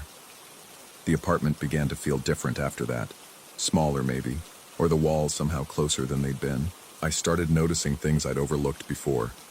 The way the bathroom door wouldn't stay fully closed, drifting open an inch or two no matter how firmly I shut it. The cold spot near the kitchen area, a pocket of air that felt like walking into refrigerated space even on warm evenings. The sound of footsteps in the apartment above me, except there was no apartment above me. I occupied the top floor. I mentioned none of this in my research notes. What would I even write? That I was experiencing the very phenomena I'd come to study?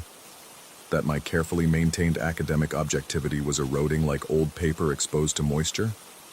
My advisor would think I was losing it, going native in the worst possible way, allowing the local belief system to colonize my rational mind. Maybe she'd be right. The dreams started in the 4th week.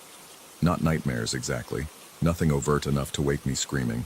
Instead, I'd find myself walking through the apartment in my sleep, or believing I was awake when I wasn't, or perhaps actually awake but unable to trust my own perception. In these nocturnal wanderings, the space transformed. The walls breathed. The shadows moved with intention rather than as mere absence of light. And always, always, the sensation of being observed. During one of these episodes, I found myself standing in front of the closet, my hand on the sliding door, absolutely certain that something waited on the other side. Not someone, something. The distinction felt important then, though in the morning I couldn't articulate why. I stood frozen, caught between the compulsion to open the door and the bone-deep knowledge that doing so would fundamentally alter something I couldn't name. Eventually I stepped back, returned to the futon. The closet remained closed. I tried to convince myself it had been a dream, but my feet were dirty in the morning, gritty with dust from the apartment floor. My interviews became harder to conduct. I'd sit across from someone describing their supernatural experiences, and instead of analyzing their narrative through theoretical frameworks, I'd find myself searching their face for signs they were telling the truth. Did they really see their dead husband at the foot of their bed? Could spirits actually manipulate physical objects? Was there truly a thin space between the living and the dead? And if so, what happened when you accidentally stepped into it? One interviewee, an elderly man who'd survived the firebombing of Tokyo as a child, looked at me with sharp, assessing eyes and asked if I was sleeping well. The question came in English, which surprised me.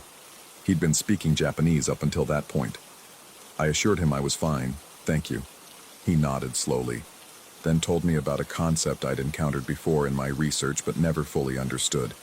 The idea that some places hold on to the past like wet cloth holds water. Not haunted exactly, but saturated with memory, with emotion, with the residue of lives lived and ended. He suggested I might be staying in such a place. Then he suggested I might want to stay somewhere else. I thanked him for his concern, but dismissed the advice. I had 5 months left on my lease. My research required me to be embedded in the local community. And besides, I wasn't going to let superstition dictate my living arrangements. I was a rational person, a scholar. I dealt in evidence and analysis, not folk belief and cultural anxiety. That night, I woke to find all the lights in the apartment on. Every single one. The overhead fixtures, the small lamp in the alcove, even the bathroom light, its fluorescent glow spilling across the floor like something liquid. I sat up slowly, my breath shallow, scanning the illuminated space. Nothing appeared disturbed. Nothing seemed out of place. But I knew with absolute certainty that I hadn't turned on those lights, and the switches weren't the type that could flip themselves. I rose and moved through the apartment, checking each light, each room, each corner. The bathroom door stood wide open. The closet remained mercifully closed. In the kitchen area, the cold spot felt colder than ever, and I could see my breath misting in front of my face despite the warm autumn weather. Then I noticed the photographs. I'd tacked several images to the wall above my desk, family pictures from home, meant to make the space feel less foreign. Now they all faced backward, the tacks still in place but the images reversed, their blank backs staring at me like closed eyes. My hands trembled as I turned them around, one by one, trying to remember if I'd done this myself. Had I had another sleepwalking episode? But these were pushpin tacks. I would have needed to deliberately remove each photo and replace it backward. That wasn't something you could do unconsciously. I left the lights on when I returned to the futon. Sleep felt dangerous somehow, like lowering your guard in enemy territory. The boundary between waking and sleeping dissolved after that. I'd find myself mid-conversation with colleagues and realize I'd lost minutes, maybe hours, with no memory of what I'd said or done. Simple tasks became complex as my concentration fractured. I'd start making tea and find myself standing in front of the stove with no recollection of having turned it on, the kettle beginning to whistle. I'd sit down to type up interview notes and discover my fingers had written the same sentence over and over. It sees me, it sees me, it sees me. My appearance deteriorated. The mirror in the bathroom reflected someone I barely recognized, hollow-eyed, unshaven, skin gray with exhaustion. I started avoiding my own reflection, keeping my gaze down when I brushed my teeth or washed my face. Something about my reflection bothered me, though I couldn't identify what. Just a feeling, a wrongness. The sense that the person looking back wasn't quite aligned with the person looking. I researched the building's history when I should have been working on my dissertation. The landlady proved unhelpful, claiming not to know much about previous tenants, but I found records at the local ward office. The building had stood for 70 years. Multiple families had cycled through my particular apartment, none staying longer than a year. The records listed no deaths on the property, which should have been reassuring, but somehow wasn't. An elderly neighbor I'd never spoken to stopped me on the stairs one evening. She looked at me for a long moment, her expression unreadable, then said something in Japanese too rapid for me to follow. I apologized, explaining in broken phrases that my Japanese wasn't very good. She switched to halting English, her accent thick, but her meaning clear. "Leave this place. It isn't for you." When I asked why, she simply shook her head and continued down the stairs, leaving me standing alone in the dim stairwell, wondering what she'd seen in my face that prompted such a warning. I should have left. I knew that even then, in whatever part of my mind still functioned normally, but leaving felt like admitting defeat, like surrendering to irrationality, like proving that all my academic training meant nothing when confronted with the inexplicable. I was here to study supernatural beliefs, not succumb to them. I was a researcher, an observer, not a participant. The distinction grew harder to maintain. Objects continued to move. I'd place my keys in one location and find them in another. Books I'd shelved would appear on the floor, their pages open to passages I didn't remember reading. Once, I discovered my research notes rearranged, not scattered, but deliberately organized in a pattern I couldn't decipher, like someone had been searching for something specific and left breadcrumbs of their investigation. The apartment began to smell different. That initial staleness had evolved into something more complex, more organic. Sometimes like incense, though I burned none. Sometimes like old paper and dust. Sometimes like nothing I could name, just an odor that registered as wrong on some deep, instinctive level. And the presence grew stronger. I stopped thinking of it as a mere sensation and began to conceptualize it as an entity, though what kind I couldn't say. Not malevolent exactly, not protective either, just present, watching, waiting for something I couldn't identify. Its attention felt like weight, like pressure, like standing too close to a large animal and feeling the heat of its body, the rhythm of its breathing. I started talking to it sometimes, late at night when rationality felt like a luxury I couldn't afford. I'd sit in the darkness. I'd given up on keeping the lights on. They never stayed on anyway. And address the empty air.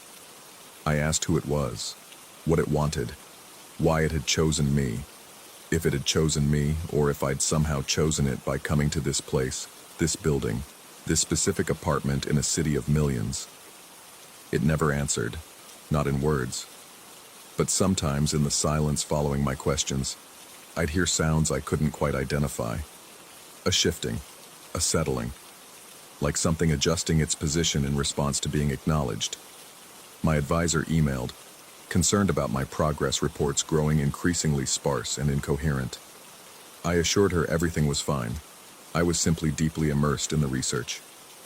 The lie felt thin even as I typed it. But what was the alternative? Tell her I'd become what I was studying? That the analytical framework I'd built my career on was crumbling? That I no longer knew if I was observing cultural phenomena or experiencing them firsthand? I attended fewer interviews, left my apartment less frequently. The outside world felt aggressive in its normalcy.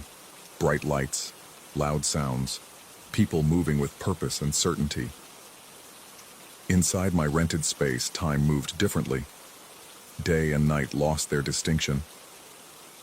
I'd look up from my laptop to find hours had passed, or minutes. The ordinary flow of temporal progression replaced by something more fluid, more elastic. The closet door finally opened. I didn't open it. I wouldn't have, couldn't have. But one morning, or evening, I'd lost track. I found it standing wide, the darkness inside absolute despite the daylight that should have illuminated it. I approached slowly, every instinct screaming at me to turn away, to leave, to run. But curiosity proved stronger than fear, that fundamental human need to understand, to know, to categorize and explain. I looked inside. Nothing, just my few hanging clothes, the shelf above holding spare bedding. Completely ordinary, utterly mundane. Yet staring into that space, I felt something shift in my perception, like a camera adjusting focus, like seeing one of those optical illusions where faces become vases or staircases, reverse direction. The apartment wasn't haunted. I understood that with sudden, terrible clarity. It wasn't holding the past like wet cloth holds water. It wasn't saturated with memory or emotion, or the residue of previous lives. It was doing something else entirely. Something I lacked the framework to understand, the language to describe, the cultural context to interpret correctly. My American, academic, rationalist worldview simply didn't have room for what was happening, so my mind kept trying to force it into familiar shapes. Ghost, spirit, psychological breakdown. But maybe it was none of those things. Maybe it was something that existed in the gaps between cultural understandings, something that required a different way of seeing to perceive accurately. Or maybe I'd simply lost my mind, and these attempts at explanation were just my brain's desperate effort to make sense of its own dissolution. I closed the closet door. It stayed closed this time. My visa expires in 4 months. I could leave earlier if I wanted. There's no legal requirement to stay. No contract binding me to this apartment or this research or this increasingly unstable version of reality. I could pack my belongings, forfeit the remainder of my lease, return to the familiar terrain of my American university where ghosts are metaphors, and the supernatural is always someone else's belief system. But I haven't left yet. I tell myself it's because I need to complete the research, fulfill the grant requirements, gather enough data to support my dissertation. But late at night, sitting in the apartment that no longer feels entirely empty, I wonder if the real reason is simpler and more disturbing. I'm not sure I want to know anymore whether this is real or imagined, cultural interpretation or genuine supernatural phenomenon, external presence or internal collapse. The ambiguity has become almost comfortable, a state I've learned to inhabit the way one learns to live with chronic pain. Not cured, just adapted. The landlady stopped by yesterday. She looked at me with that same expression the elderly neighbor had worn, that mixture of concern and resignation, and asked if I was sure I wanted to stay. I could break the lease, she said. No penalty. She'd refund my deposit. Her English had suddenly improved, as though she'd been concealing her fluency all along, waiting for the right moment to use it. I told her I was fine. I'd see out my full term. She nodded, unsurprised, and said something as she left that I'm still trying to translate accurately. Some people can walk through thin places without noticing. Others step through and can't find their way back. Tonight, as I write this, the apartment feels more crowded than usual. Not threatening, not comforting, just occupied. The presence that has become my constant companion settles into its familiar position, behind me, to the left, just outside my peripheral vision. I could turn and look, but I've learned not to. Some things lose their definition when observed directly, existing more solidly in the space between seeing and not seeing. My laptop screen flickers slightly, and for just a moment, I see my reflection superimposed on the document I'm typing. But the reflection is wrong in that way I couldn't identify before. It's not the angle or the lighting. It's that my reflection is looking at something I can't see, its attention focused on a point just over my shoulder, its expression caught between fear and fascination. I keep typing. The apartment breathes around me. The footsteps resume above, in the space where no apartment exists. The bathroom door drifts open, and I don't bother closing it anymore. Tomorrow, I have 3 interviews scheduled. I'll attend them, ask my questions, record the responses. I'll take notes on how these people interpret their inexplicable experiences through the lens of their cultural conditioning, their belief systems, their frameworks for understanding the supernatural. And I won't mention that I no longer know which side of the observation I'm on, whether I'm the researcher studying the phenomenon or the phenomenon being studied, whether the presence I feel is a uri, a manifestation of my deteriorating mental state, or something else entirely. Something that exists in the space between categories, between cultures, between the rational and the inexplicable. The closet door is open again. I didn't hear it slide, but there it is, that rectangle of absolute darkness in my peripheral vision. This time, I think something is looking out instead of me looking in. This time, I think the watching has reversed, but I could be wrong. About all of it. About everything. That's the worst part, I realize. Not the fear or the uncertainty or the slow erosion of my grip on consensus reality. It's knowing I'll never be sure about what I've experienced or what I've imagined, about what's real and what I've simply learned to see, because this culture's framework has seeped into my awareness like water into dry soil, about whether I'm documenting a phenomenon or becoming one. The laptop screen flickers again. My reflection stares at something behind me. I don't turn around. I keep typing. Story 7. Or the radio died first. Not with static or fade, but with a wet click that sounded like something swallowing. One moment I was listening to news about the turnpike workers' strike. Day 17, negotiations stalled, skeleton crews only. And the next there was silence so complete it felt like pressure against my eardrums. I reached for the dial, but my hand stopped halfway. The silence had texture to it, a quality that made me reluctant to break it. That's when I saw the exit sign for 242, fluorescent green against the November dark, and my fuel gauge kissing empty. The Pennsylvania Turnpike stretched behind me like a long black throat, swallowing the miles I'd covered since Pittsburgh. Ahead, nothing but more darkness punctuated by the occasional reflector post catching my headlights. No other cars had passed in either direction for the last 40 minutes. The strike had gutted traffic, turned one of America's busiest highways into a concrete ribbon of absence. I took the exit. The off-ramp curved down and away from the elevated roadway, descending through a corridor of naked trees that pressed close on both sides, their branches interlaced overhead, creating a tunnel that my headlights barely penetrated. I noticed my speedometer then. The needle sat perfectly still at 47 mph, even though I could feel the car decelerating. When I touched the brake, the needle didn't move. When I pressed the gas, it remained frozen. The trees opened up abruptly, and there it was. A McDonald's connected to a gas station, the only light for miles. The golden arches glowed with an intensity that seemed wrong somehow. Too bright. The yellow bleeding into the surrounding dark like yolk from a cracked egg. Fluorescent lights blazed in the station canopy, creating a rectangle of harsh illumination that made everything beyond it seem darker by contrast. I pulled in slowly, my tires crunching over gravel that shouldn't have been there. The lot was paved, I could see that clearly, but I could hear gravel. The sound followed me all the way to the pumps. A police cruiser sat at an angle near the convenience store entrance, blocking 2 parking spaces. Not parked, positioned. Nose out, back end against the curb, doors closed, completely dark inside. The light bar on its roof threw no reflection. I stared at it for a long moment, waiting for movement, for the glow of a laptop or phone inside, for any sign that someone was just sitting there quietly. Nothing. I killed my engine. In the sudden quiet, I could hear a low electrical hum emanating from everywhere and nowhere. The kind of sound you feel in your teeth before you consciously register it. The air smelled of ozone and old fryer oil, an acrid combination that coated the back of my throat. The pump looked normal enough. I got out, the cold November air hitting my face with unexpected force, and walked to the island. My footsteps echoed wrong, too loud, with a hollow quality that suggested the pavement wasn't quite solid beneath me.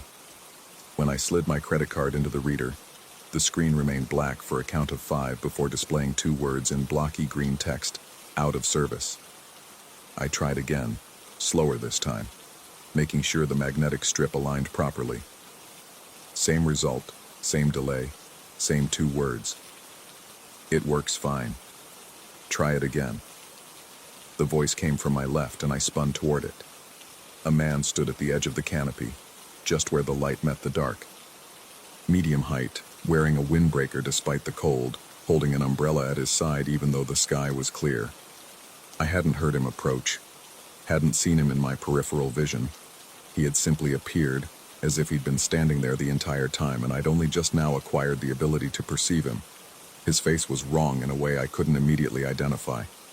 All the parts were there, arranged correctly, but something in the proportions or the spacing created an uncanny valley effect that made my stomach clench. His smile looked painted on. I glanced at the pump screen again. Out of service. When I looked back, the man had moved closer, not walked, moved, and was now standing just 3 feet away. The umbrella hung from his hand, tip touching the ground. It wasn't raining. It wasn't going to rain. The umbrella made no sense. "Try it again," he repeated, his tone identical to before. Same inflection, same cadence. "It works fine." His eyes didn't blink. I counted to 10 in my head, watching. Not once. I slid my card through a 3rd time, and this time, the pump beeped agreeably. The screen flickered through its sequence. Card approved. Select grade. Begin fueling. I selected regular and lifted the nozzle, my hand shaking slightly as I unscrewed my gas cap. The numbers on the pump display rolled backward. 999, 99 gallons, 998, 98, 997, 97. The counter was running in reverse. "You see?" the man said, still in that same flat tone. "Works fine. Try it again." But he'd already told me it worked. The repetition sat in my ear like an insect, burrowing. I squeezed the pump trigger. Nothing came out. The nozzle was dry, the hose was dry, and the numbers kept counting backward. 854. 32 gallons now. 853. 31. 852. 30. The automatic doors of the McDonald's suddenly hissed open. No one was there. They stayed open for exactly 7 seconds. I counted, then slammed shut with enough force that I heard the glass rattle. A beat of silence. Then they opened again. Closed. Opened. Closed. The rhythm was wrong, too fast, like something breathing rapidly in panic or excitement. "Try it again," the man said, and this time I realized he hadn't moved his mouth. The words came from behind his smile, from somewhere deeper in his throat, or maybe from the air around him. "It works fine. Try it again." I dropped the nozzle and took a step back. The man lifted his umbrella in a smooth mechanical motion, raising it above his head and opening it with a snap of fabric. The underside should have been black or navy or whatever color the outside was. Instead, it was lined with something that caught the fluorescent light and reflected it back in a way that fabric shouldn't. Glossy, almost liquid. And mounted to the central pole, secured with layers of electrical tape gone brown with age, was a camera. The lens pointed directly at me. A small red light pulsed beside it. The man tilted the umbrella, adjusting the angle, and I saw his face more clearly in the reflected light. His eyes were completely black, sclera and all, like they'd been painted over. His smile hadn't changed, hadn't moved. It was exactly the same as before because it had never been a real expression. It was a fixture, something carved or drawn onto a surface that only approximated flesh. "Try it again," he said. But now the voice came from the camera, a speaker hidden inside it producing a recording. "It works fine. Try it again. Try it again. Try it again." The police car's light bar suddenly blazed to life, flooding the station in alternating red and blue. No siren, just the lights, spinning in silence. In the stuttering illumination, I saw things I'd missed before. The McDonald's windows were covered on the inside with newspaper, yellowed and peeling. The door to the convenience store was chained shut, rust bleeding down from the lock. The pumps, all 6 of them, had out-of-order bags over their nozzles, all except mine. And there were other umbrellas. In the darkness beyond the canopy, arranged in a rough semicircle, at least a dozen umbrellas stood open and still. Each one had that same wet gleam on the underside. Each one had a camera. The red recording lights made a constellation in the dark, unblinking eyes watching me from every angle. The man, the thing, with the umbrella took another step closer. His feet made no sound. The electrical hum I'd noticed before increased in pitch, became almost painful. The receipt printer at the pump suddenly whirred to life, spitting out foot after foot of blank white paper that coiled on the ground like something expelled. Try it again. It works fine. Try it again. More voices now, coming from all the cameras simultaneously, slightly out of sync, creating a nauseating echo. The umbrella nearest to me began to move, drifting sideways without anyone carrying it, adjusting its angle to keep me in frame. The others followed suit, converging slowly, tightening their circle. I ran. My car was only 15 feet away, but the distance stretched as I moved, the ground pulling at my feet like mud even though it was dry pavement. I fumbled with my door handle, my hands clumsy with adrenaline, and threw myself inside. The door wouldn't close properly at first. Something was wrong with the alignment, or the frame had warped, or the air itself had thickened into something resistant. I hauled on it with both hands until it finally sealed with a sound like tearing fabric. Engine. Key. Ignition. The car coughed but didn't start. I twisted the key harder, pumping the gas. Still nothing.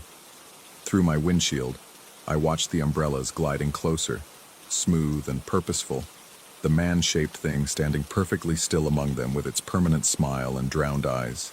The police lights continued their silent rotation, painting everything in colors that didn't quite match reality. The reds too red, the blues almost ultraviolet.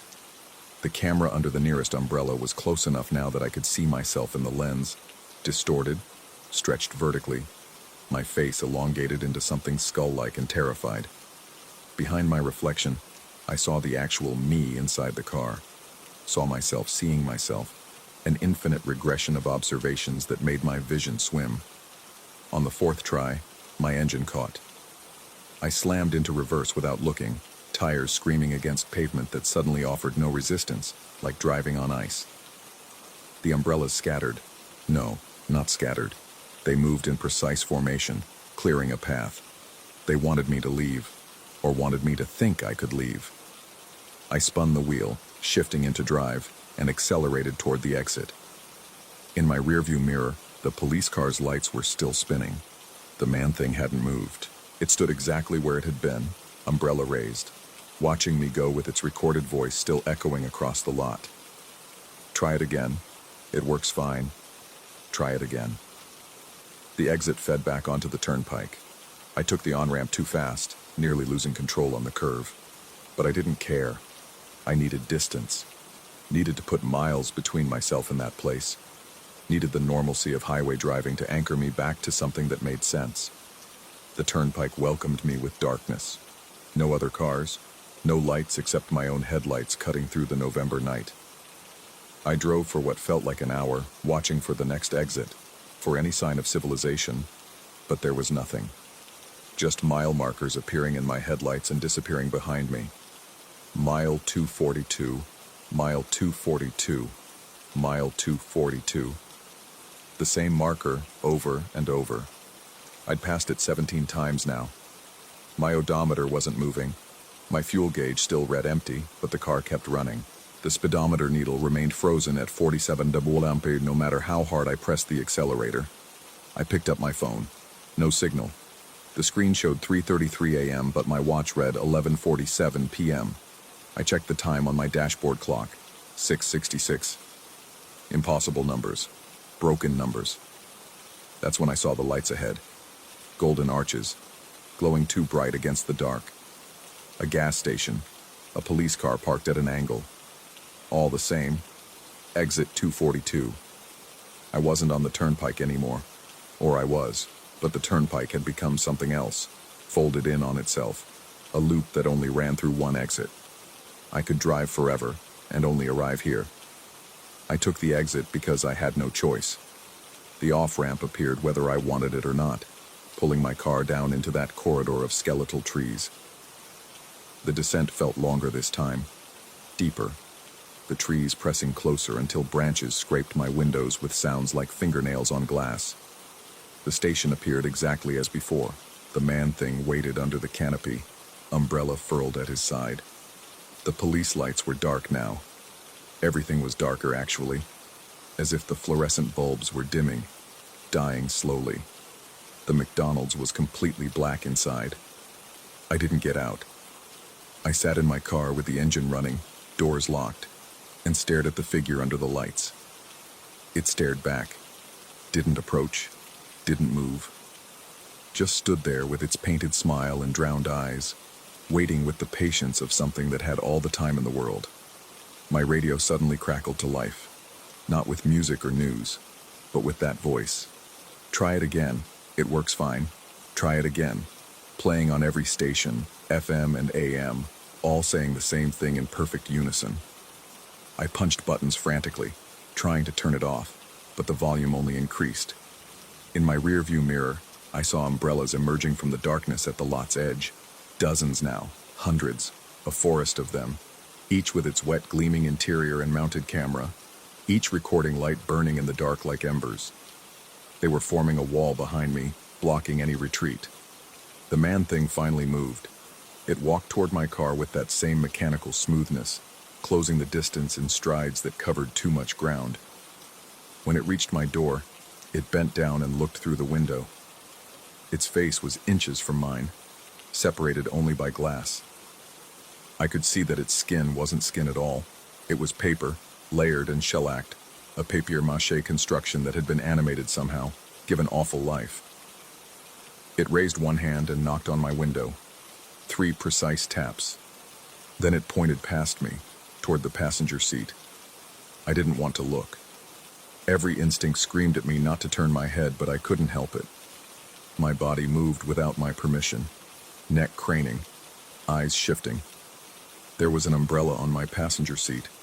It hadn't been there before. I knew with absolute certainty it hadn't been there before. But now it was, closed and resting against the seat as if I'd placed it there myself.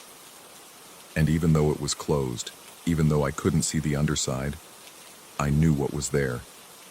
Could feel the lens watching me, recording me, documenting this moment for whatever purpose these things served.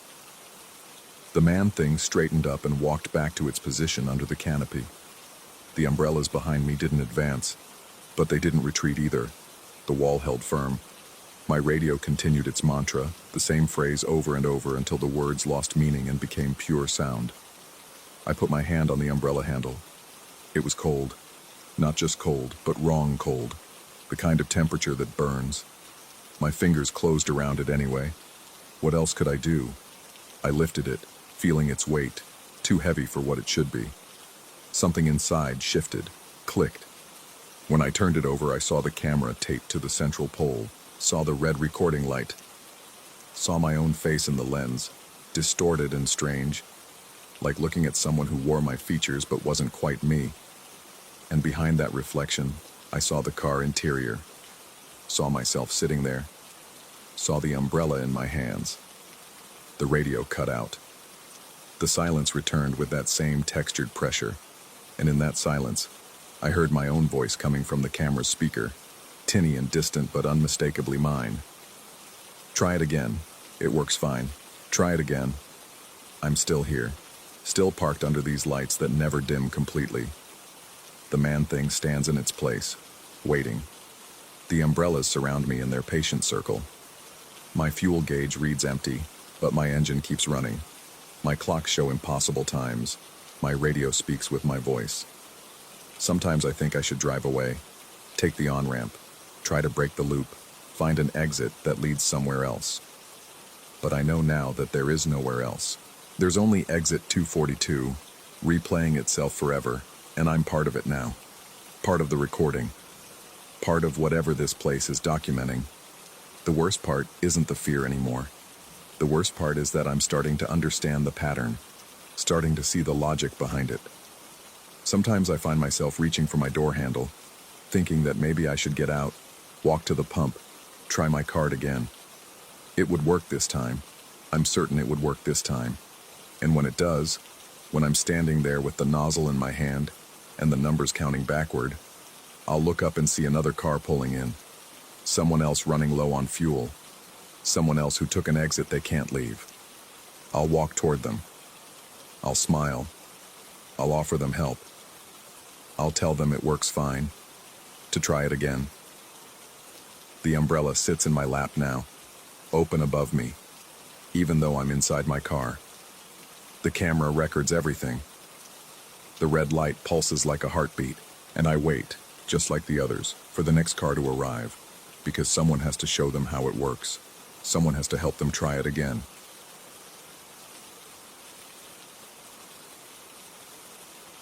Story 8. The real estate agent called it character. I called it cheap rent in a city where my salary barely covered groceries. The house stood at the end of Maple Street, its Victorian bones sagging under a century of gravity and neglect. Paint peeled from the siding like dead skin, and the porch steps groaned a warning I should have heeded. I moved in on a Tuesday in late October, when the trees had already surrendered their leaves, and the air carried that peculiar smell of decay that announces winter's approach. The landlord, an elderly woman who refused to meet my eyes, handed me 2 keys on a tarnished ring and mentioned something about the house settling. "Old places do that," she said. "They talk to you. Get used to it." The first week passed in a blur of unpacking and arranging furniture in rooms that never seemed quite square. Every corner felt slightly off, angles that didn't meet at 90 degrees, floors that sloped subtly toward the center of the house, as if the whole structure was slowly collapsing inward. I told myself it was normal. Houses built in 1887 weren't constructed with laser levels and modern precision. They shifted. They settled. They creaked and groaned like old men rising from chairs. But the sound started on the 8th night. I woke at 3:17 in the morning to what I can only describe as footsteps. Not the random pops and cracks of cooling wood that I'd grown accustomed to, but a deliberate pattern. Step, pause, step, pause. The rhythm of someone walking slowly down the hallway outside my bedroom door. The floorboards announced each footfall with a low groan that seemed to vibrate through the walls and into my chest. I lay frozen in bed, my breath shallow and careful, listening. The footsteps reached my door and stopped. I stared at the gap beneath it, waiting for shadows to interrupt the thin line of ambient light from the street lamp outside. Nothing. Just silence thick enough to taste. Eventually, I convinced myself it was the house settling. The temperature had dropped 15 degrees that evening. Wood contracts in the cold. It expands in heat. Basic physics. I repeated this to myself until my heart rate normalized and sleep reclaimed me. The next morning, I examined the hallway floor in daylight, looking for loose boards or gaps that might explain the sound. The hardwood looked solid enough, though worn smooth by decades of use. I walked the length of the hall several times, trying to recreate the pattern I'd heard. The boards did creak, but not with the same deliberate rhythm, not with that purposeful cadence that had woken me. Over the following days, I began to notice other things. The bathroom mirror was positioned at an odd angle, tilted slightly forward from the wall. When I stood at certain spots in the hallway, I could see my own reflection appearing and disappearing in the corner of my vision. A flickering presence that made me turn suddenly, convinced someone stood behind me. I adjusted the mirror, leveling it properly, but the next morning found it tilted again, as if the wall itself rejected my attempts at correction. The pipes were worse. They didn't just clank when I ran water. They moaned. Deep, resonant sounds that seemed to come from the basement, traveling up through the walls with a pitch that wavered between mechanical and organic. At night, when the house was quiet and I lay reading in bed, The pipes would suddenly shudder to life with sounds like someone drawing a long, shaking breath.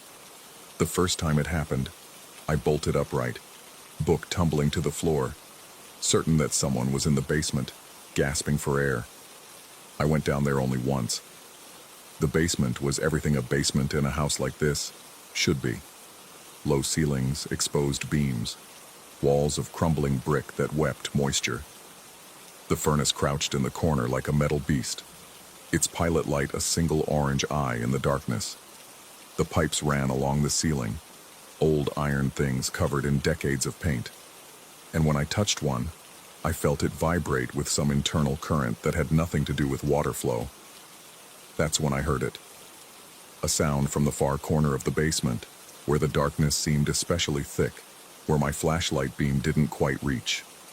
A scraping sound. Slow. Methodical. Like something being dragged across the concrete floor. I didn't investigate.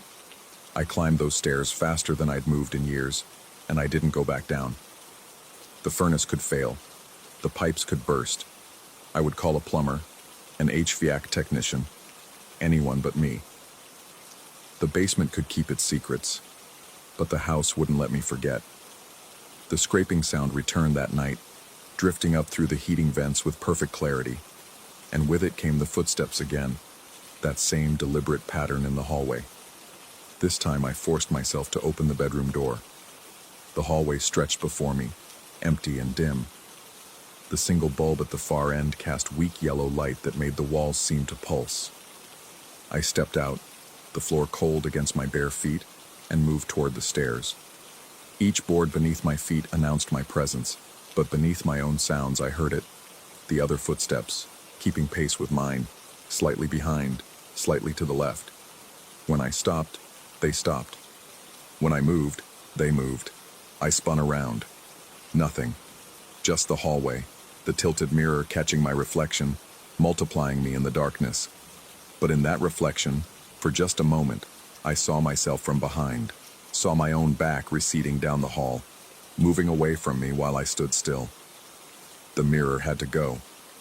The next day, I took it down, revealing a wall discolored in the shape of the frame, the paint darker where the mirror had hung. But that night, lying in bed, I could still see movement in my peripheral vision, still catch those glimpses of something shifting in the corner of my eye. The mirror was gone, but its ghost remained, and I understood then that the house had trained me to see things that weren't there, had taught my brain to expect motion in the shadows. The drafts were the worst. They came from nowhere and everywhere, cold fingers of air that traced lines across my skin when I sat reading in the evening. I checked every window, sealed the gaps with weather stripping, stuffed towels under the doors. Still, the drafts found me. They moved through the house with intelligence, seeking out the warmest spots, circling around me until I felt surrounded by invisible presence. I started sleeping less. When I did sleep, I dreamed of the house as it must have been when new, fresh paint and straight lines, filled with voices and laughter. But even in dreams, I could hear the pipes moaning, could feel the floors beginning their century-long sag toward the center. I dreamed of the house learning to mimic human sounds, teaching itself through decades of listening to the people who lived within its walls. By the third week, I was making excuses to stay late at work, to arrive home only when exhaustion made sleep unavoidable. But the house was patient. It waited for me in the darkness, its wooden bones shifting and settling, its pipes singing their hollow songs, its mirrors reflecting things that moved just beyond the edge of perception. I began to research the house's history, spending lunch breaks at the library, scrolling through old newspaper archives and property records. The house had changed hands 17 times since its construction. No one stayed longer than 2 years. Most left after 6 months. The records didn't explain why, offered no dramatic stories of tragedy or death. People simply left, selling quickly, often at a loss. One evening, I found myself standing in the hallway at 3 a.m, having walked there without fully waking, drawn by sounds I couldn't quite remember hearing. The house was alive around me with its usual symphony, creaking wood, moaning pipes, the whisper of drafts through invisible cracks. But now I heard patterns in the chaos, recognized rhythms in what I'd previously dismissed as random noise. The footsteps weren't footsteps. They were the sound of wood contracting in a specific sequence, a pattern repeated every night when the temperature dropped. The breathing in the pipes was air trapped in the system, compressed and released by changes in water pressure. The drafts followed the natural convection currents of the house, rising along warm walls, falling at cold windows, creating circulation that felt purposeful but was merely physics. I understood it all suddenly, completely. Every sound had a rational explanation. Every shadow was a trick of angles and light. The house wasn't haunted. It was just old, just settling, just being what it was. A structure of wood and metal and stone responding to temperature and time and gravity. The relief lasted less than a minute. Because understanding didn't stop the sounds, knowledge didn't prevent the drafts from circling me like sharks. Rational explanations didn't keep the reflections from moving independently in mirrors I'd removed. I could know why the house made these sounds, could trace every creak to a specific board, every moan to a particular pipe. But the knowing changed nothing. The house still performed its nightly ritual, still walked its halls, still breathed through its walls. And I began to wonder if perhaps the house had learned something during its century of settling, if by perfectly mimicking human presence for so long, it had somehow become that presence. Not haunted by ghosts, but by its own echoes, by the accumulated weight of everyone who'd ever walked these floors, slept in these rooms, listened in the darkness to sounds that might be natural or might be something else. I found myself talking to the house, quietly, under my breath, acknowledging its sounds as if responding to questions. When the floorboards groaned in the hallway, I would murmur that I heard it, that I understood. When the pipes began their breathing, I assured them, whatever, that I knew they were just settling, just doing what old pipes do. But sometimes, in those deep hours after midnight when the boundary between sleeping and waking blurs, I would hear something that didn't fit the patterns. A sound that came from no identifiable source, that followed no rhythm I'd learned. A voice, perhaps, or something like a voice. Words formed from creaking wood and moaning metal. Syllables shaped by drafts moving through empty rooms. The house was telling me something, or I was losing my mind. Or there was no difference between the two. I've stopped trying to decide which is true. I still live here, have been here for 3 months now. The sounds continue. The drafts circle. The reflections move in mirrors that no longer hang on the walls. I've learned to sleep through most of it, to tune out the nightly performance, to accept the house's presence as I would accept a roommate who keeps odd hours. But sometimes I wake at 3:17 to the sound of footsteps in the hall, and I lie in the darkness, listening as they approach my door, as they stop just beyond the threshold, as something on the other side waits with infinite patience for me to acknowledge it. And I wonder if the house is settling, or if I am, shifting and adjusting to fit its parameters, learning its language, becoming part of its structure. The landlord was right. Old places do talk to you. The question is whether you're hearing the house, or whether the house has simply learned to project your own thoughts back at you, amplifying your fears until you can't tell what comes from within and what comes from without. I'll probably stay another month, maybe 2. The rent is still cheap, and I'm getting used to the sounds. I barely notice the drafts anymore. The mirror I hung last week is already starting to tilt forward, but I've stopped adjusting it. Let it hang however it wants. Let the house arrange things as it prefers. After all, I'm just settling in. We both are. Story 9A. The basement door was open when I woke up. I'd locked it the night before. I was certain of that. The old brass deadbolt had required both hands to turn, metal grinding against metal with a resistance that spoke of decades without oil. I remembered the sound it made, remembered testing the handle twice before heading upstairs to bed. Yet there it stood in the gray morning light, ajar by perhaps 6 inches, a wedge of darkness visible beyond the frame. The rental house had seemed perfect when I'd signed the lease 3 weeks ago. Victorian architecture, hardwood floors throughout, and rent far below market value for the neighborhood. The landlord had explained the price away easily enough. The previous tenant had left abruptly, breaking their lease, and he needed someone reliable to fill the space quickly. I'd been searching for months, burned by overpriced apartments and aggressive roommate situations. The house's age didn't bother me. The isolation felt like a gift. Now, standing at the top of the basement stairs in my boxers and t-shirt, I wasn't so sure. I descended slowly, one hand trailing along the wallpaper, a faded floral pattern that had probably last been fashionable in the 50s. The stairs creaked beneath my weight, each step announcing my presence to whatever lay below. The basement unfolded in stages as I descended. First the concrete floor, then the ancient furnace squatting in the corner like a cast-iron beast, then the walls with their water stains and efflorescence blooming like pale fungi. Nothing seemed disturbed. The few boxes I'd stored down there sat exactly where I'd left them, covered in a fine layer of dust that my footprints from the previous day hadn't touched. I checked the door's locking mechanism, ran my fingers over the bolt. It showed no signs of tampering, no scratches or marks that would suggest forced entry. The lock worked smoothly when I tested it.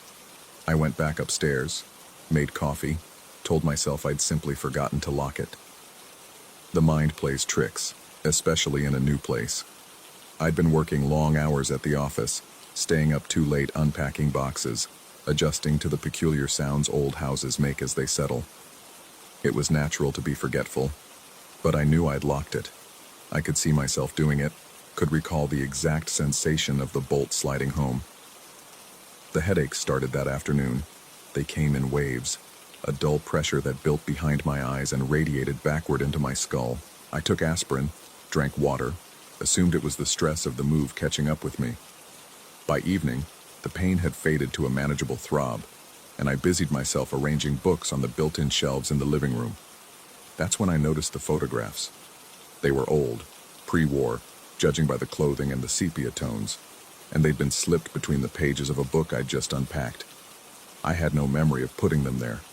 3 photographs, each showing the same woman in different poses. In one, she stood before the house, my house, her expression serious and unsmiling. In another, she sat in what I recognized as the living room, though the furniture was different, heavier. The third showed her in profile, her face turned toward something outside the frame, her mouth slightly open as if she'd been caught mid-sentence. I studied her features in the failing light. There was something familiar about her, though I couldn't place why. The shape of her jaw, perhaps, or the way she held her shoulders. I felt certain I'd seen her before, though that was impossible. These photographs had to be 70, 80 years old. I set them on the mantel, intending to ask the landlord about them next time he stopped by. That night, I woke to footsteps. They came from directly above my bedroom, slow and deliberate, pacing back and forth across what I knew to be empty space. The house had no second floor, just the peaked attic, accessible only through a pull-down ladder in the hallway ceiling. I'd checked it once when I'd first moved in, found nothing but insulation and the skeletal framework of the roof. The footsteps continued for perhaps 2 minutes, then stopped. I lay rigid in bed, covers pulled to my chin, listening to the profound silence that followed. My heart hammered against my ribs. I wanted to investigate, wanted to prove to myself there was a rational explanation. Settling floorboards, thermal expansion, something mundane and architectural, but I couldn't make myself move. Eventually, I slept. Morning brought no clarity. In the light of day, the sounds seemed less certain, more easily explained.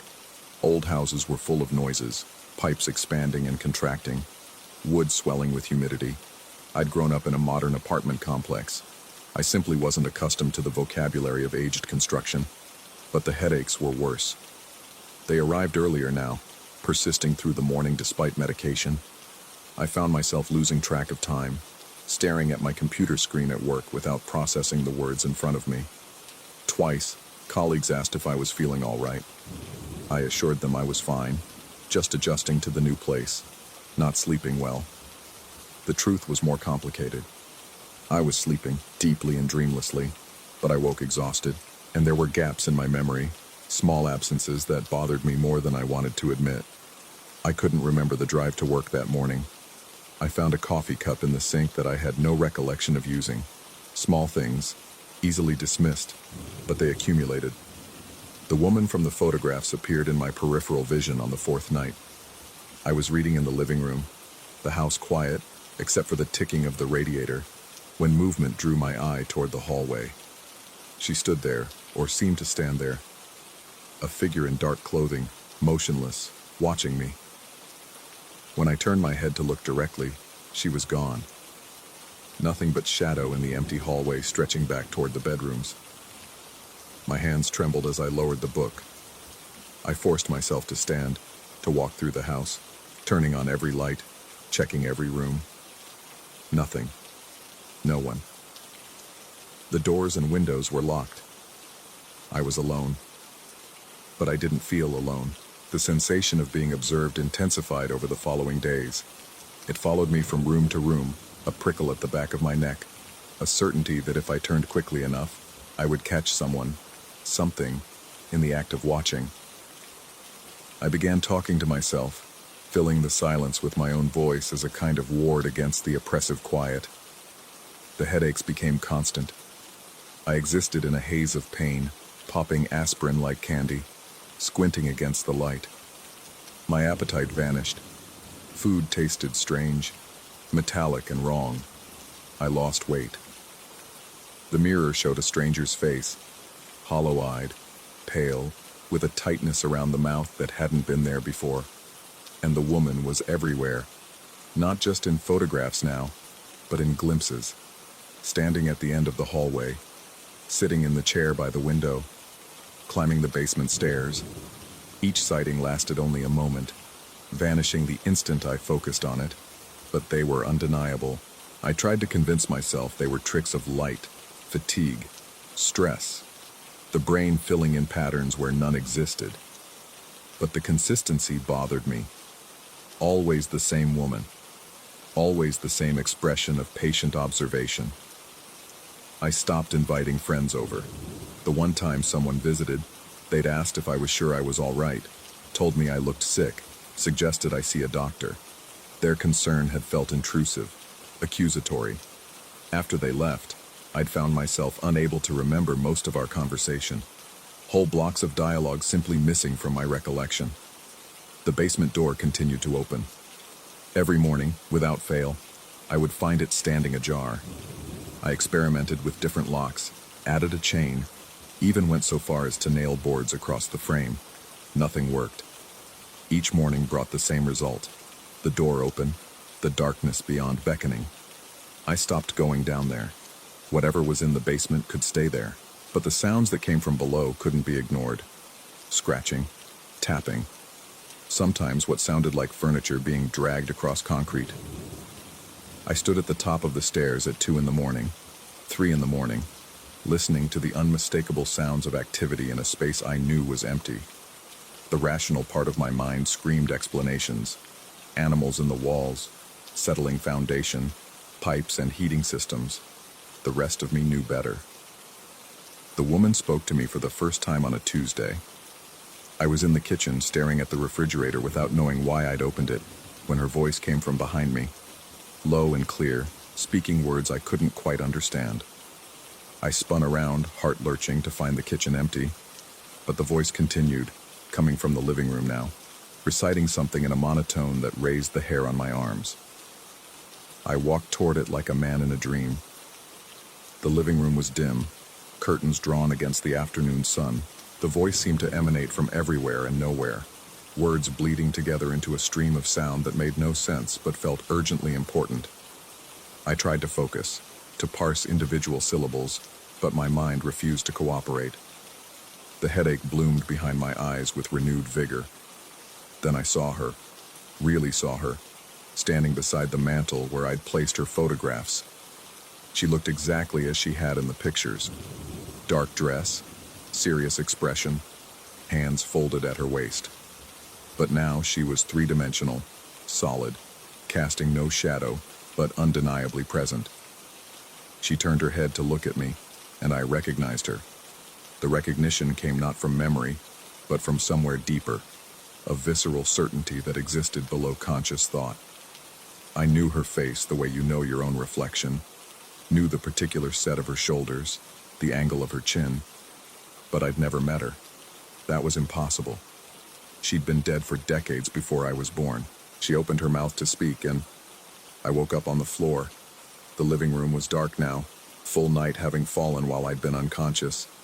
My body ached from lying on the hardwood, and my head pounded with a ferocity that made me nauseous. I pulled myself upright, using the couch for support, and noticed the photographs on the mantel. They seemed different somehow, though I couldn't articulate the change. The woman in the images looked less like a stranger, more like something remembered. I called in sick the next day, then the day after that. I stopped answering my phone, let emails pile up unread. The house demanded all my attention. I wandered from room to room, losing hours, finding myself in places with no memory of having walked there. The basement door stood permanently open now, and strange smells drifted up from below, earthy and chemical at once, like rust and decay. The woman was no longer trying to hide. She moved through the house openly, her presence as commonplace as furniture. I grew accustomed to seeing her in doorways, sitting in chairs, standing at windows. Sometimes she seemed aware of me, turning to watch as I passed.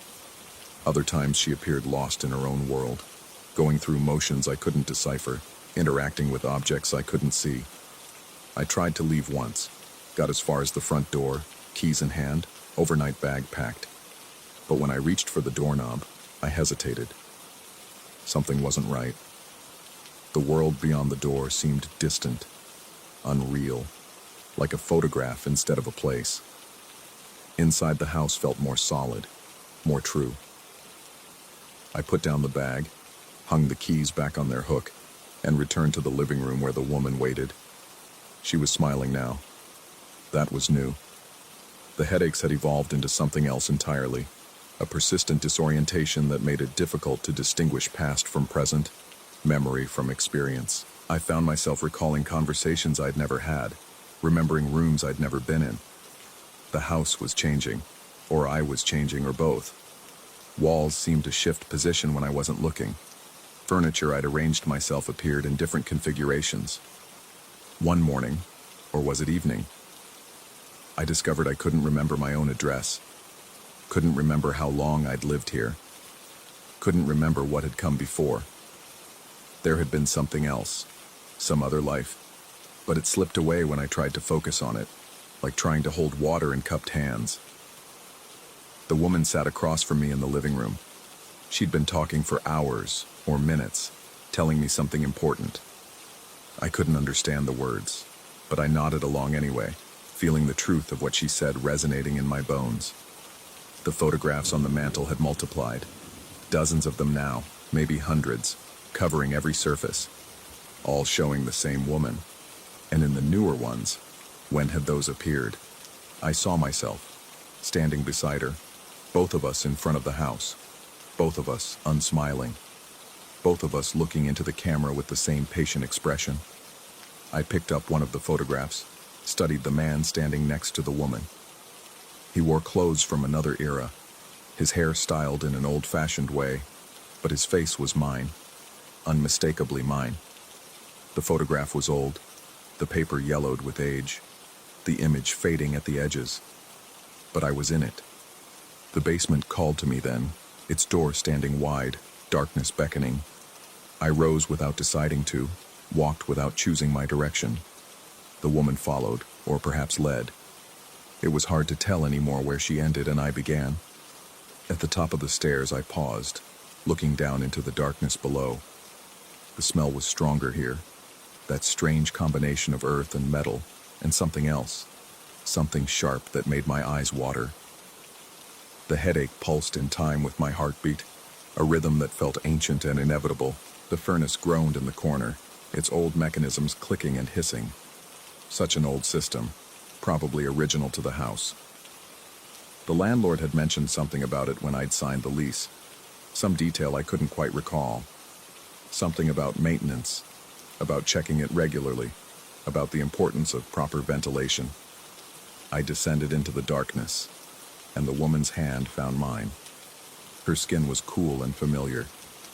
Behind us, the door remained open, as it always had, as it always would. The house settled around us with a sound like contentment, like recognition, like coming home. And somewhere, in a part of my mind growing smaller by the moment, I wondered if I'd ever really left. Story 10. The first time it happened, I blamed the medication. Dr. Chen had prescribed something new for my insomnia, a small blue pill that promised dreamless sleep. I'd been averaging 3 hours a night for months, my mind grinding through spreadsheets and quarterly reports, even as I lay horizontal in the dark. The exhaustion had become physical, a heaviness that settled into my bones like sediment. That first night, I woke, or thought I woke, to find myself frozen. My eyes were open. The ceiling fan rotated in slow, hypnotic circles above me, its shadow blades cutting through the amber glow of the streetlight that always leaked through my bedroom curtains. I could see everything with perfect clarity. The pile of laundry on the chair, the red digits of my alarm clock reading 3:17 a.m., the way the walls seemed to breathe with the rhythm of the building's old heating system. But I couldn't move. Not my arms, not my legs, not even my fingers. The paralysis was absolute, as if my body had become a shell and I was trapped inside it, screaming at muscles that refused to respond. My breath came in short, shallow gasps, the only part of me that still functioned, and even that felt constrained, as though something was pressing down on my chest. Then I saw it, a shape in the corner, darker than the surrounding shadows, impossibly still. It stood beside my dresser, where the darkness pooled deepest, and though I couldn't make out any features, I knew, with the certainty that only comes in nightmares, that it was watching me. The pressure on my chest increased. My heart hammered against my ribs, each beat so violent I thought my sternum might crack. I tried to scream, tried to move, tried to do anything except lie there and feel the weight of that unseen gaze crawling across my skin like insects. The shadow didn't move. It didn't need to. Its presence alone was suffocating. Then, like a switch being flipped, my body unlocked. I gasped, jerking upright so fast I nearly fell out of bed, my hands clutching at the sheets as if they could anchor me to reality. The corner was empty. Just my dresser, my mirror, the familiar geography of my bedroom rendered harmless by the sudden return of movement. Sleep paralysis, I learned the next morning, is a documented phenomenon. The brain wakes up before the body does, leaving you conscious but immobilized. The hallucinations, the shadows, the presences, the sense of malevolent watching, are just misfires in the temporal lobe, meaningless static generated by a brain caught between sleep and waking. Dr. Chen seemed unconcerned when I called. He mentioned adjusting my dosage, asked if I'd been under unusual stress, suggested I keep a sleep journal. I wanted to believe him. I wanted to believe in misfiring neurons and chemical imbalances and the rational explanations that made the world make sense. But it happened again the next night, and the night after that. Each time, the pattern was the same. I would surface into consciousness at 3:17 a.m., trapped in my paralyzed body, while that shape stood in the corner and watched. Sometimes it was beside the dresser. Sometimes it stood at the foot of my bed. Once, I woke to find it leaning over me, so close I could feel the cold radiating from it, though I still couldn't see anything except that absence of light shaped roughly like a person. The pressure on my chest grew worse each night. It felt intentional now, as if invisible hands were pushing down on my ribcage, testing how much weight I could bear before something inside me broke. My breathing became more labored, my panic more acute. The seconds stretched into eternities while I lay there, unable to move, unable to look away from that watching darkness. I stopped taking the medication. The paralysis continued. I tried sleeping at different times, in different positions, with the lights on. Nothing changed. 3:17 a.m. would arrive, and I would wake into that prison of my own flesh, while the shadow kept its vigil. The lack of sleep began to erode me. My performance at work deteriorated. I would find myself staring at my computer screen, the numbers meaningless, my mind replaying the sensation of being watched. My colleagues noticed. My boss mentioned concern. I told them I was dealing with some medical issues, which was true in a sense, though I didn't mention the part about the thing that visited me every night. During the day, I researched obsessively. I read medical journals about sleep disorders, anthropological studies about the folklore of night terrors, forum posts from other sufferers describing their own experiences with shadow people. The stories were disturbingly similar. Always the paralysis, always the presence, always the sense of malevolent intent. Some people reported years of episodes. Some said they learned to recognize the onset and could sometimes break free faster. Others claimed the entities became more aggressive over time. That last detail stayed with me. I began to notice things during the episodes that I hadn't registered before. The shadow wasn't entirely formless. There were suggestions of shape within it, angles and curves that almost resolved into something recognizable before my mind slid away from them. And it was growing bolder. The distance between us shrank each night. The first time it appeared, it had been across the room. Now it was close enough that I could sense its dimensions, the way it displaced the air, the particular quality of cold that emanated from wherever it stood. I consulted other doctors. A neurologist ordered scans and found nothing wrong. A sleep specialist suggested cognitive behavioral therapy and recommended I stop researching the phenomenon, as my anxiety was likely exacerbating the symptoms.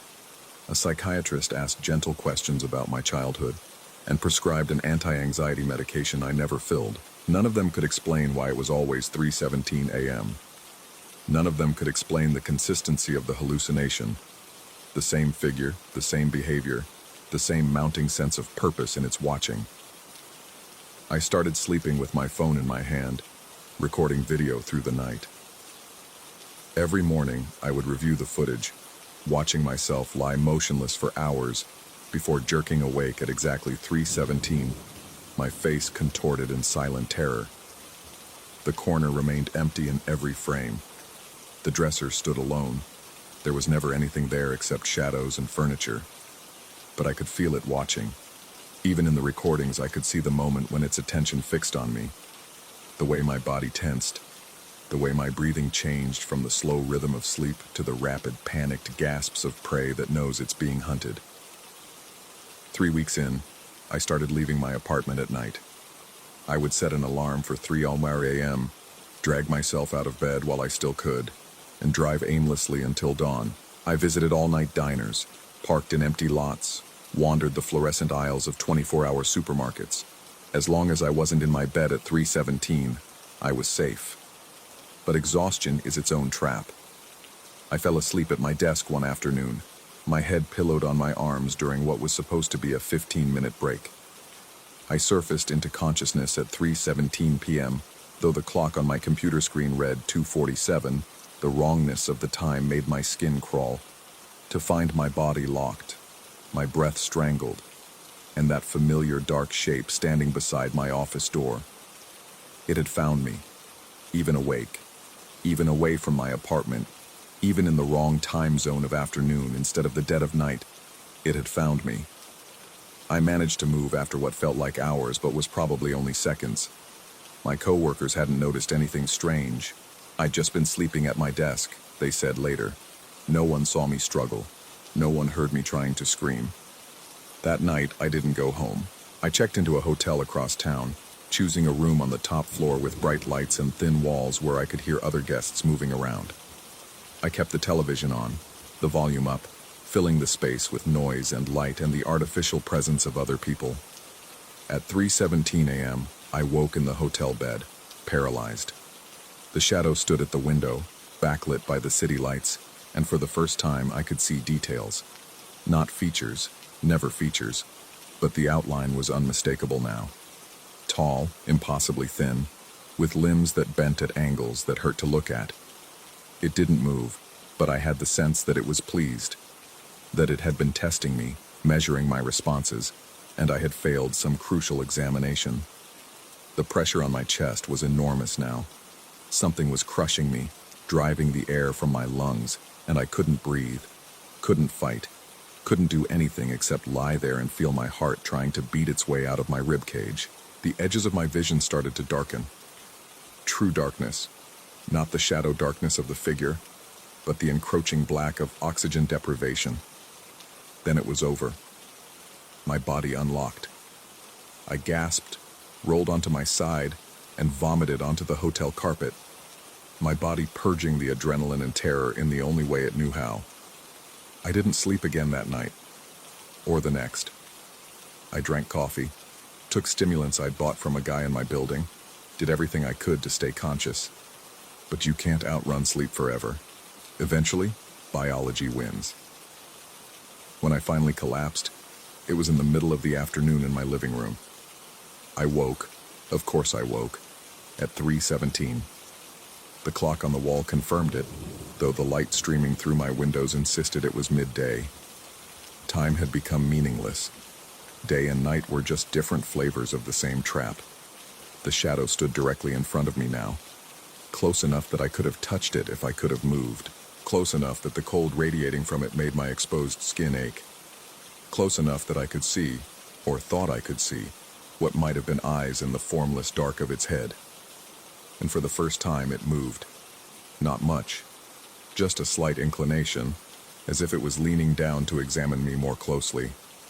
The pressure on my chest intensified until I thought my ribs would splinter. My vision tunneled. My heartbeat was a drum in my ears, irregular and panicked. I couldn't breathe. I couldn't think. I couldn't do anything except exist in that moment of frozen terror. Then my body released. I jerked upright, scrambling backward until I hit the wall, my breath coming in ragged sobs. The living room was empty. Sunlight warmed the floor. Outside I could hear traffic, people talking, the normal sounds of a normal afternoon in a normal city. But something had changed. I could feel it the way you feel a fever coming on. That deep body knowledge that something is wrong even before the symptoms manifest. The shadow was still with me, not visible, not present in any way I could point to, but there, watching, waiting. I haven't slept in my apartment since then. I've tried friends' couches, other hotels, my car parked in busy lots. It doesn't matter.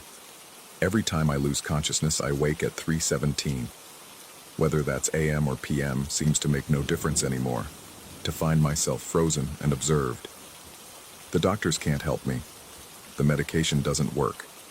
The rational explanations feel increasingly hollow when you're lying paralyzed for the dozenth time, feeling that cold presence growing closer, more solid, more real with each episode.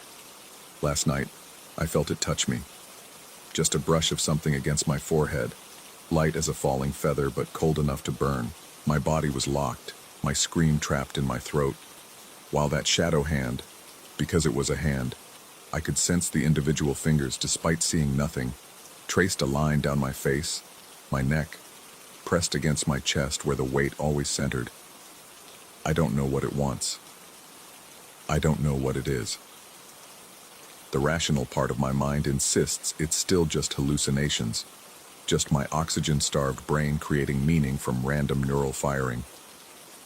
But that part is getting quieter, drowned out by the growing certainty that something is sharing my nights, something that has been studying me with increasing interest, something that might be done watching.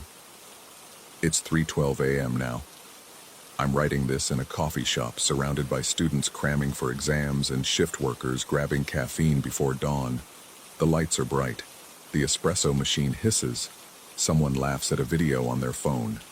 Everything is aggressively, artificially normal, but I can feel my eyes getting heavy. I can feel sleep pulling at me with the inexorable weight of gravity.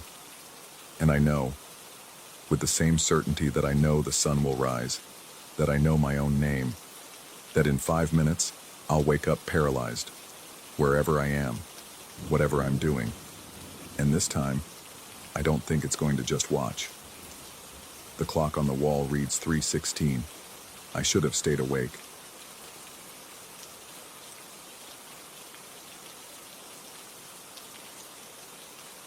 Story 11.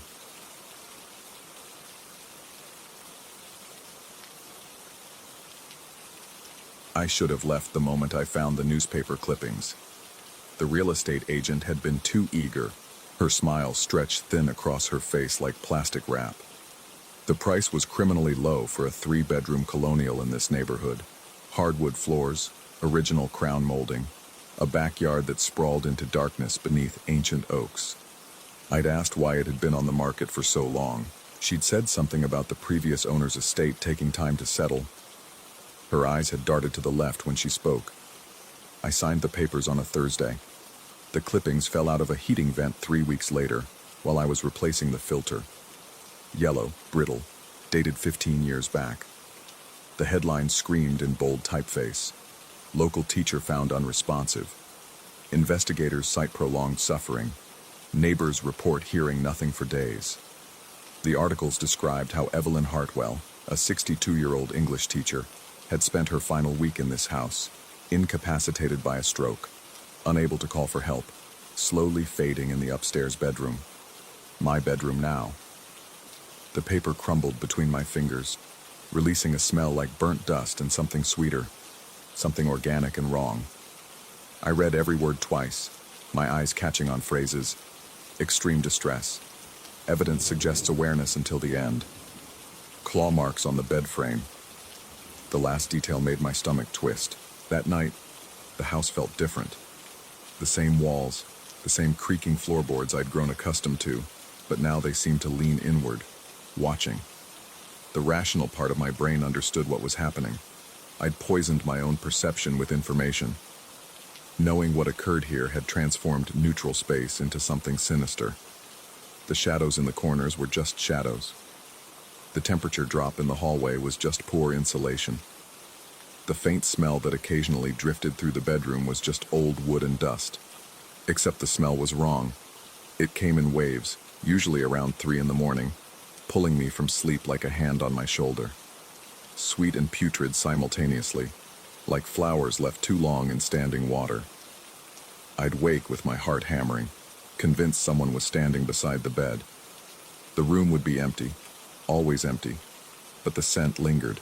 I bought air fresheners, checked for dead animals in the walls, hired an HVAC specialist who found nothing.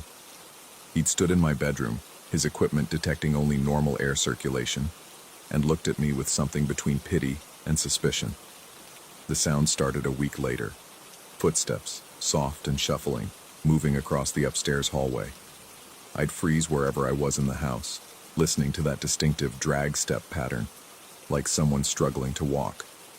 They'd pause outside bedroom doors, linger for seconds that stretched into eternities, then continue.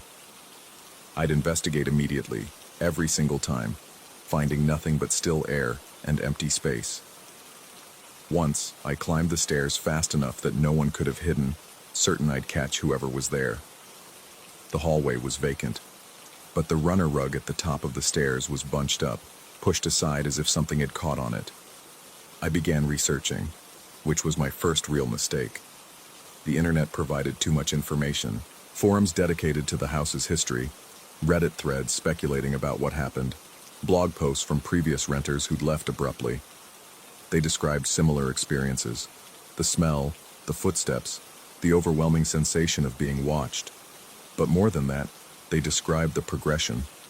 How it started small and grew. How the presence, whatever it was, seemed to feed on attention. How the worst experiences came to those who knew the full story. Confirmation bias, I told myself. These people had read about each other's experiences and convinced themselves they'd had similar ones. A feedback loop of suggestion and expectation. The human brain is exceptional at finding patterns, even where none exist, especially in the dark, especially in houses that creak and settle with age. But then I started seeing things. Not clearly, never clearly. Peripheral motion that vanished when I turned my head. A shape at the top of the stairs that dissolved into shadow and banister when I looked directly at it. The bathroom mirror fogging in patterns that almost resembled handprints. Almost. I could always explain it away. The mirror was just condensation. The movement was just my eyes adjusting to different light levels. The shapes were just the architecture playing tricks. Yet the explanations felt increasingly hollow. I began documenting everything with my phone, trying to catch evidence. Hours of footage showing empty rooms and silent hallways. I'd watch it back, frame by frame, searching for anomalies. Sometimes I found them, slight distortions in the video, audio pops that sounded almost like breathing, shadows that seemed fractionally darker than they should be. But were these genuine phenomena or artifacts of cheap phone cameras and desperate interpretation? I couldn't tell anymore. The truly disturbing part was realizing I'd changed my behavior without conscious decision. I avoided the upstairs hallway after dark. I left lights on in rooms I wasn't using. I'd catch myself holding my breath while walking past the bedroom, as if making noise would attract attention. These weren't choices born from genuine experience. They were the product of contaminated expectation. I'd read about a woman dying slowly in that room, and now every shadow there felt predatory. Or maybe the shadows really were different. 3 months in, I found myself standing outside the bedroom at 3:47 a.m., drawn by sounds I couldn't quite identify. Not footsteps this time. Something else. A wet, labored breathing, interrupted by long gaps of silence. The kind of breathing that comes when lungs are struggling, when the body is failing. I pressed my ear against the door, my own breath held so tightly my chest ached. The sound stopped. For 5 heartbeats, there was nothing. Then I heard it, right on the other side of the door, inches from my face, a long rattling exhale. The door was thin wood. Whatever was there, I could have reached through and touched it. Should have. Could have proven to myself it was nothing, just pipes or wind or the house settling. My hand was on the doorknob. All I had to do was turn it. I went downstairs instead and slept on the couch until sunrise. The next day I called the real estate agent, got her voicemail, left a message asking about the house's history, trying to keep my voice steady. She never called back. I tried the number 3 more times over the following week, always reaching voicemail, never receiving a response. I drove to her office downtown, but the receptionist informed me she no longer worked there. Had left rather suddenly, actually. Forwarding information? They couldn't provide any, privacy policies and such. I started spending time at the local library, digging through old records, found more articles about Evelyn Hartwell. She'd been beloved by students, dedicated to her work, lived alone after her husband left years prior.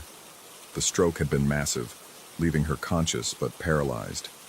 The coroner's report, public record, thanks to the investigation into why no one had checked on her, suggested she'd remained aware for most of that final week. The bedroom showed signs of attempts to move, to reach the phone on the nightstand.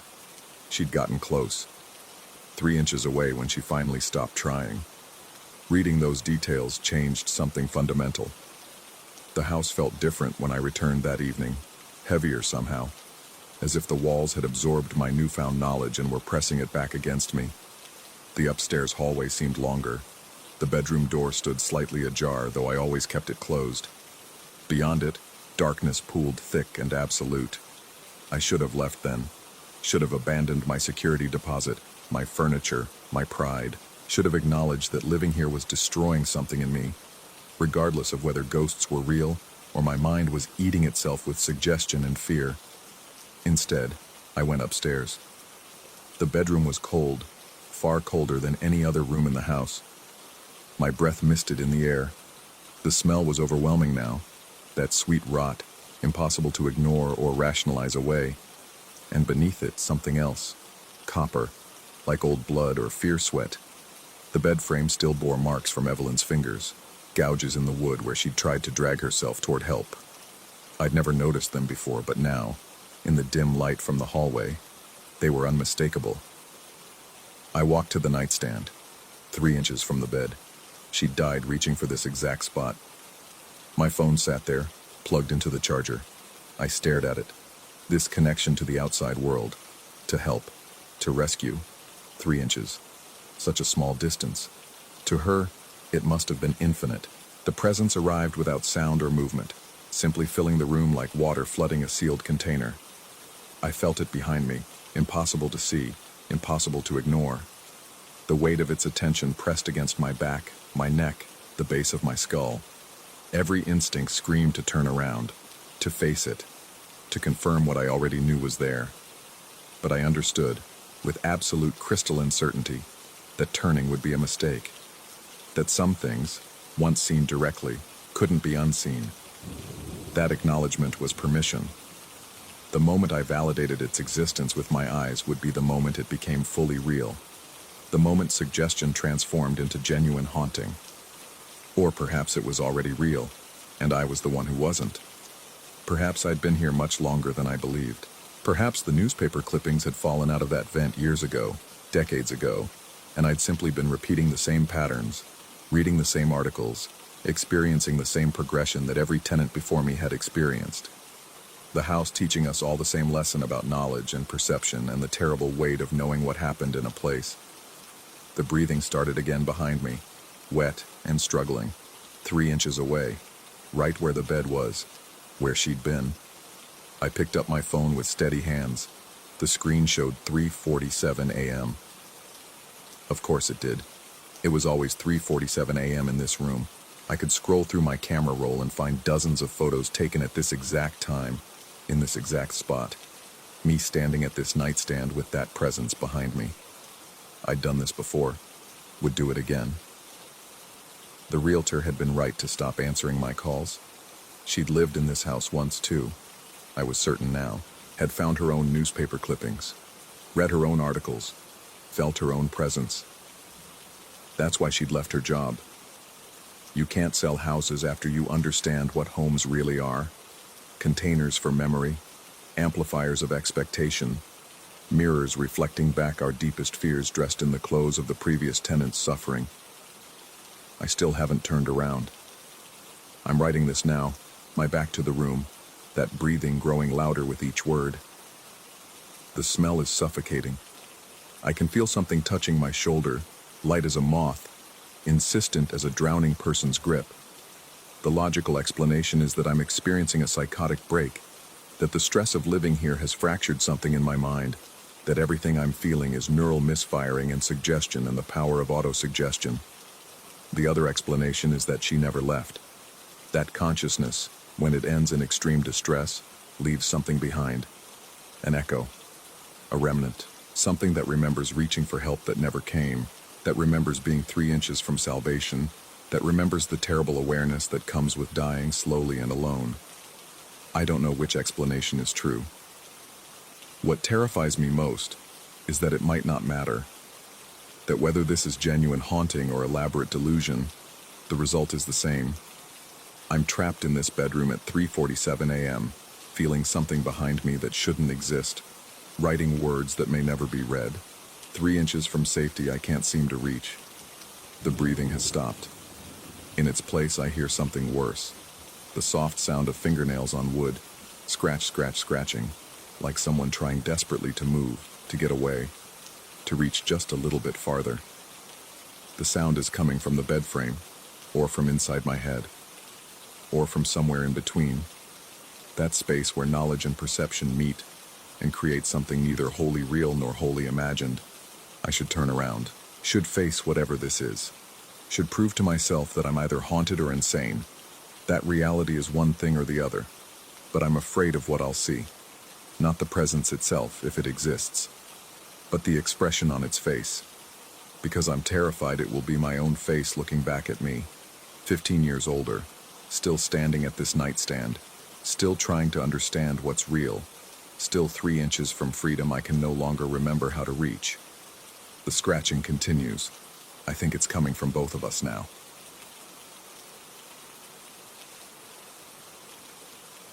Story 12. The thermometer read 103. 4 when I last checked, but that was hours ago, or maybe minutes. Time had become elastic, stretching and compressing in ways that made my stomach turn. The heat wave had turned my rented cottage into a kiln, and somewhere between the third sleepless night and the moment I'd stopped being able to keep water down, something fundamental had shifted in the house around me. I'd come here to finish my dissertation. 3 months of solitude in the Blue Ridge foothills seemed perfect for uninterrupted work. The property manager, an older gentleman with weathered hands and a cautious smile, had mentioned the house's history only in passing. Something about it standing empty for years, about previous tenants leaving earlier than planned. I'd signed the papers anyway. The rent was too good to pass up. That was before the heat arrived, before my body betrayed me. The illness had started subtly, a scratchy throat, a vague sense of exhaustion that I'd attributed to long hours bent over research. Then came the fever, climbing steadily as the outside temperature soared into the triple digits. The cottage had no air conditioning, just a rattling box fan in the bedroom window that pushed hot air in lazy circles. I'd meant to drive into town for medicine, for electrolyte drinks, for anything. But the fever had spiked so quickly that standing became an ordeal, and the 20-mile drive seemed impossible. So I stayed, alone, sweating through sheets that felt like sandpaper against my skin. The sound started on the second night of high fever. At first, I convinced myself it was the house settling, the old wood expanding and contracting in the heat. But the footsteps, and they were footsteps, I was certain, followed patterns too deliberate to be random. They moved through the hallway outside my bedroom door, paused, then retreated toward the kitchen. The rhythm was wrong for floorboards cooling in the evening air. There was weight to them, purpose. I forced myself to investigate during a moment of relative clarity, my legs trembling as I gripped the doorframe for support. The hallway stretched before me, longer than I remembered, the walls seeming to breathe in the dim light filtering through dusty windows. Empty. Of course it was empty. The footsteps had stopped the moment I opened the door, as if whatever made them was waiting just around the corner, holding perfectly still. My mouth tasted like copper and ash. I needed water desperately, but the thought of crossing that hallway to reach the kitchen filled me with a dread I couldn't rationalize. Instead, I retreated to bed, pulled the sweat-soaked sheets to my chin despite the heat, and tried to ignore the way shadows pooled in the corner of the ceiling, defying the geometry of the single lamp I'd left burning. Sleep came in fragments, fever dreams that bled into waking hallucinations until I couldn't distinguish between them. In one, I stood in the cottage's small living room, watching a figure arrange books on the shelf. My books, the ones I'd brought for research. The figure's back was turned, and though I couldn't see their face, I knew with absolute certainty that I shouldn't let them turn around, that something terrible would happen if our eyes met. I woke gasping, or thought I did. The books on my bedside table were arranged differently than I'd left them. Alphabetically now, when I'd stacked them by topic. My fever-dulled mind struggled to explain this, landed on sleepwalking, on doing it myself and forgetting. But my body felt too heavy, too weak to have moved at all.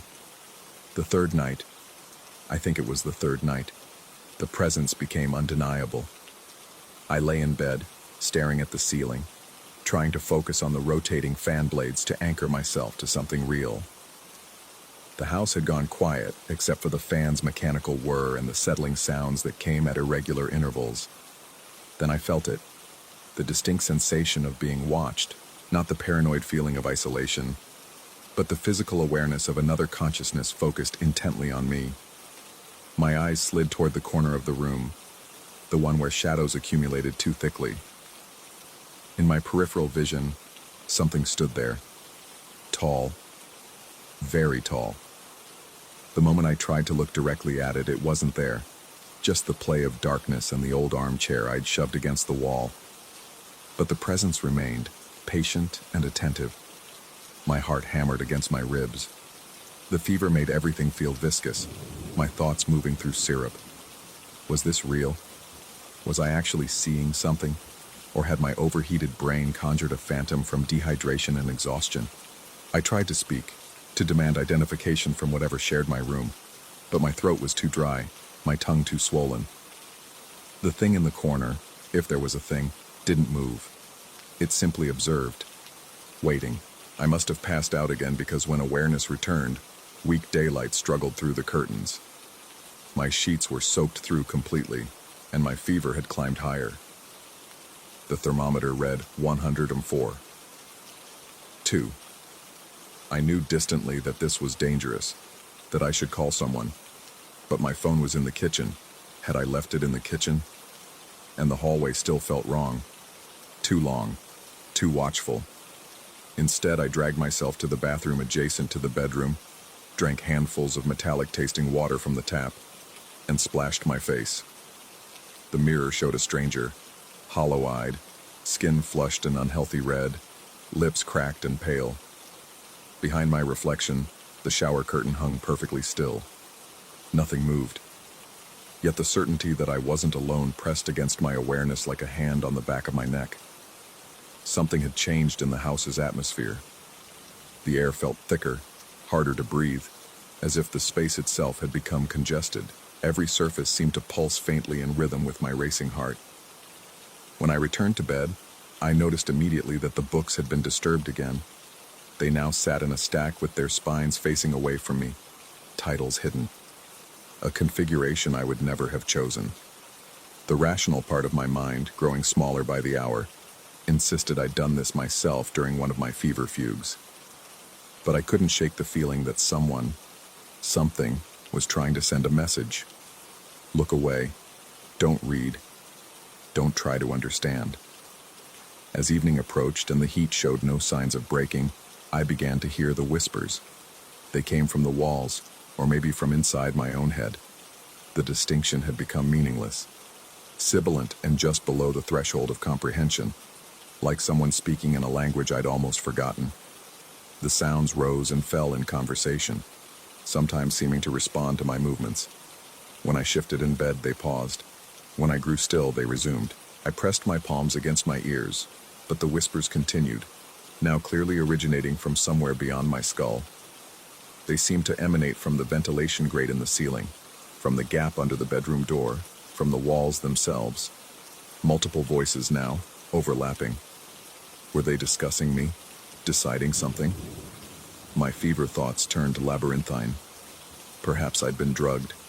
Perhaps the property manager had put something in the water, was watching me through hidden cameras as I deteriorated. Perhaps the house had always been a trap, and I'd walked into it willingly, signing papers that bound me here. Perhaps I'd already died, and this was some intermediate state, a fever dream stretched across eternity. The logical explanations felt increasingly absurd. Fever, dehydration, exhaustion. These were medical conditions with understood mechanisms. The brain, deprived of proper function, creates phantoms, attributes agency to random stimuli. I'd studied this in my research on religious experiences, the ways altered states produce encounters that feel transcendently real while being entirely neurological in origin. But knowing the mechanism didn't stop the footsteps in the hallway, didn't stop the books from rearranging themselves, didn't stop the presence in the corner from watching, always watching, with attention that felt almost hungry. On the fourth night, I'd lost count, but I think it was 4. I woke to find myself standing in the hallway. I had no memory of leaving bed, no sensation of walking. One moment I was lying down, the next I stood in the darkness between the bedroom and kitchen, my bare feet on floorboards that felt too warm, as if something had recently passed over them. The hallway stretched impossibly long in both directions, walls breathing in and out with subtle motion that might have been heat distortion, or might have been something else entirely. Behind me, the bedroom door stood ajar. Through the gap, I could see my bed, sheets tangled and empty. Ahead, the kitchen beckoned with promises of water, of medicine, of a phone to call for help. But the darkness between here and there seemed almost solid, a physical barrier requiring more strength than I possessed. Then I heard it, breathing that wasn't my own. It came from very close, just behind my left shoulder, measured and deep. The sound of lungs much larger than human ones, drawing air with deliberate slowness. I couldn't turn around. Some animal instinct, deeper than conscious thought, screamed at me to remain absolutely still. Whatever stood behind me existed in a different category than normal danger. Looking at it would constitute an invitation, an acknowledgement that would fundamentally change the rules of engagement. I stood frozen, swaying slightly, while the breathing continued. It moved closer. I felt displaced air against my neck, warmth that shouldn't exist in this already sweltering house. The presence was examining me, I realized, studying me with the same intensity I'd felt when it watched from the corner. But now there was no distance, no safety of separation. A sound escaped my throat, something between a whimper and a prayer, and the breathing stopped. The silence that followed felt worse than any sound. It was expectant, poised, as if reality itself waited to see what would happen next. My vision began to tunnel, black spots spreading across my awareness. Was I passing out? Dying? Or was this the moment when the barrier between fevered hallucination and something else entirely dissolved completely? I woke in bed. Morning light. No memory of returning. The fever had broken slightly. I was down to 116, enough for rational thought to assert itself more firmly. I'd been hallucinating, obviously. The combination of high fever, dehydration, and sleep deprivation had created a perfect storm of perceptual distortion. The human brain, that electrical meat computer, couldn't be trusted under such conditions. It filled gaps with phantoms, created narratives from noise, attributed consciousness to shadows. I forced myself to drink water, to eat a few crackers from the emergency supplies I'd brought. The act of swallowing felt like a minor victory. With some moisture back in my system and the fever slightly lower, the house seemed more normal. Just an old cottage, creaky and sun-baked. The shadows were only shadows. The sounds were only wood and wind. But the books on my nightstand had been returned to their original configuration. I stared at them, trying to remember if I'd reorganized them during one of my lucid moments. The memory wouldn't come. Instead, what surfaced was the certainty that I'd watched someone else arrange them, had seen hands, had they been hands, moving with careful precision. A dream, surely. A fever dream given false weight by my compromised mental state. I checked my phone, finally retrieved from the kitchen in a stumbling journey that left me breathless, and found that I'd lost 3 days. 3 entire days compressed into fragmented memories of footsteps and whispers and things watching from corners. The heat wave was supposed to break tonight. I could drive to town tomorrow, see a doctor, get antibiotics if needed. Just one more night. The house seemed to react to this decision. As afternoon faded into evening and my fever began to climb again, 101, 8, 102, 1, 102, 6. The familiar presence returned. But now it felt less observational, more participatory. The footsteps in the hallway moved with purpose, pacing back and forth as if preparing for something. The whispers grew more distinct, almost comprehensible, like hearing a conversation through a door that was slowly opening. I tried to tell myself it was just the fever resurging, my brain chemistry fluctuating as my body fought infection. But the explanation felt thin, inadequate to explain the weight of attention focused on me from every corner of the cottage. Something had been building during my days of delirium, some process or understanding that I'd been too sick to fully grasp. As darkness fell and the temperature finally began to drop, I became aware that I was waiting. Not for rescue or recovery, but for something else. A conclusion. A revelation. The presence had been patient, observing me as I thrashed through fever dreams and hallucinations, and now it had decided. Tonight would be different. Tonight I would understand. Or tonight I would lose myself completely to delirium. The distinction no longer seemed important. When the breathing started again, deep and measured, so close I could feel it disturb the air, I didn't panic. Instead, I found myself turning, slowly, toward the corner where shadows pooled, toward the space that should be empty, but had never felt empty. My compromised mind finally ready to see what my fever had been showing me all along. And just before I completed the turn, just before my eyes could focus on what stood waiting, I had one final moment of clarity. One last rational thought before the boundary dissolved. I couldn't remember if I'd taken any medication, if this was delirium, or if I'd somehow made it to town and back without memory of the journey, if the fever was spiking or breaking. If I'd been here for 3 days, or 3 weeks, or 3 hours. I couldn't remember if the property manager had ever really existed, or if I'd found this place some other way. I couldn't remember my own name. And as I completed the turn, as my gaze met what had been patiently waiting in the corner, patient as only a fever can be patient, or only something that exists outside of fever can be patient, I realized that the question of whether this was real or hallucination had become irrelevant, because either way I was going to see it. Either way, it had already seen me. The thermometer on my nightstand blinked in the darkness, its red numbers climbing steadily higher as the last threads of certainty finally, mercifully, snapped. Story 13. The house settled differently after she left. That's what I told myself during those first weeks, when the floorboards would creak in sequences that seemed too deliberate, too rhythmic to be random expansion and contraction. Old houses breathe, I'd read somewhere. They shift with temperature changes, with humidity, with the weight of years pressing down through rafters and joists. But this felt like something else.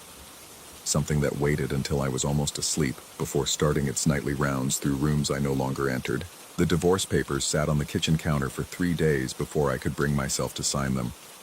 My lawyer had called twice.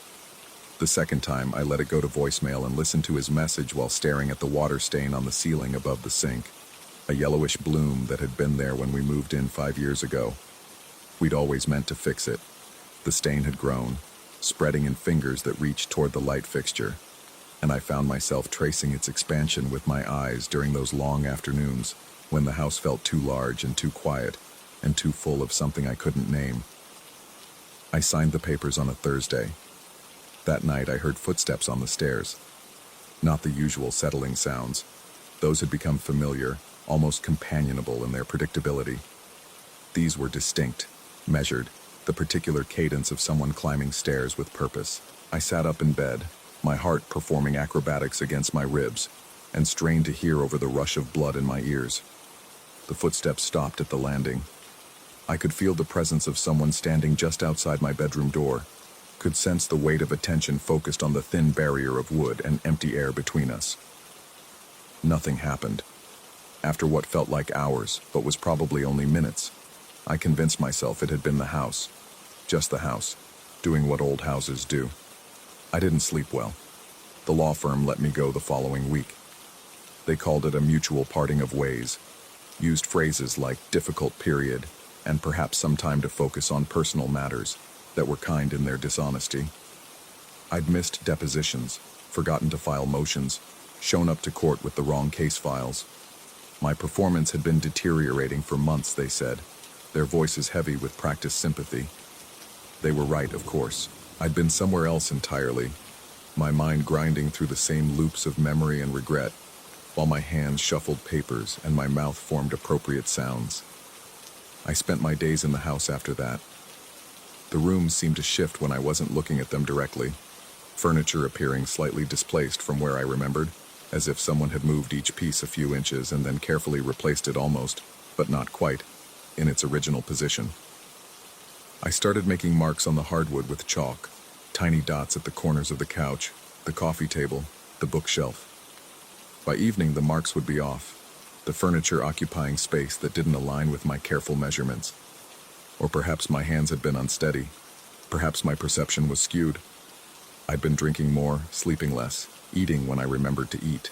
The mirror in the bathroom showed me a face that seemed to belong to someone else, hollow-eyed and gray-skinned, with a strange quality of unfocus that made me think of photographs taken with the wrong exposure settings. The sounds intensified.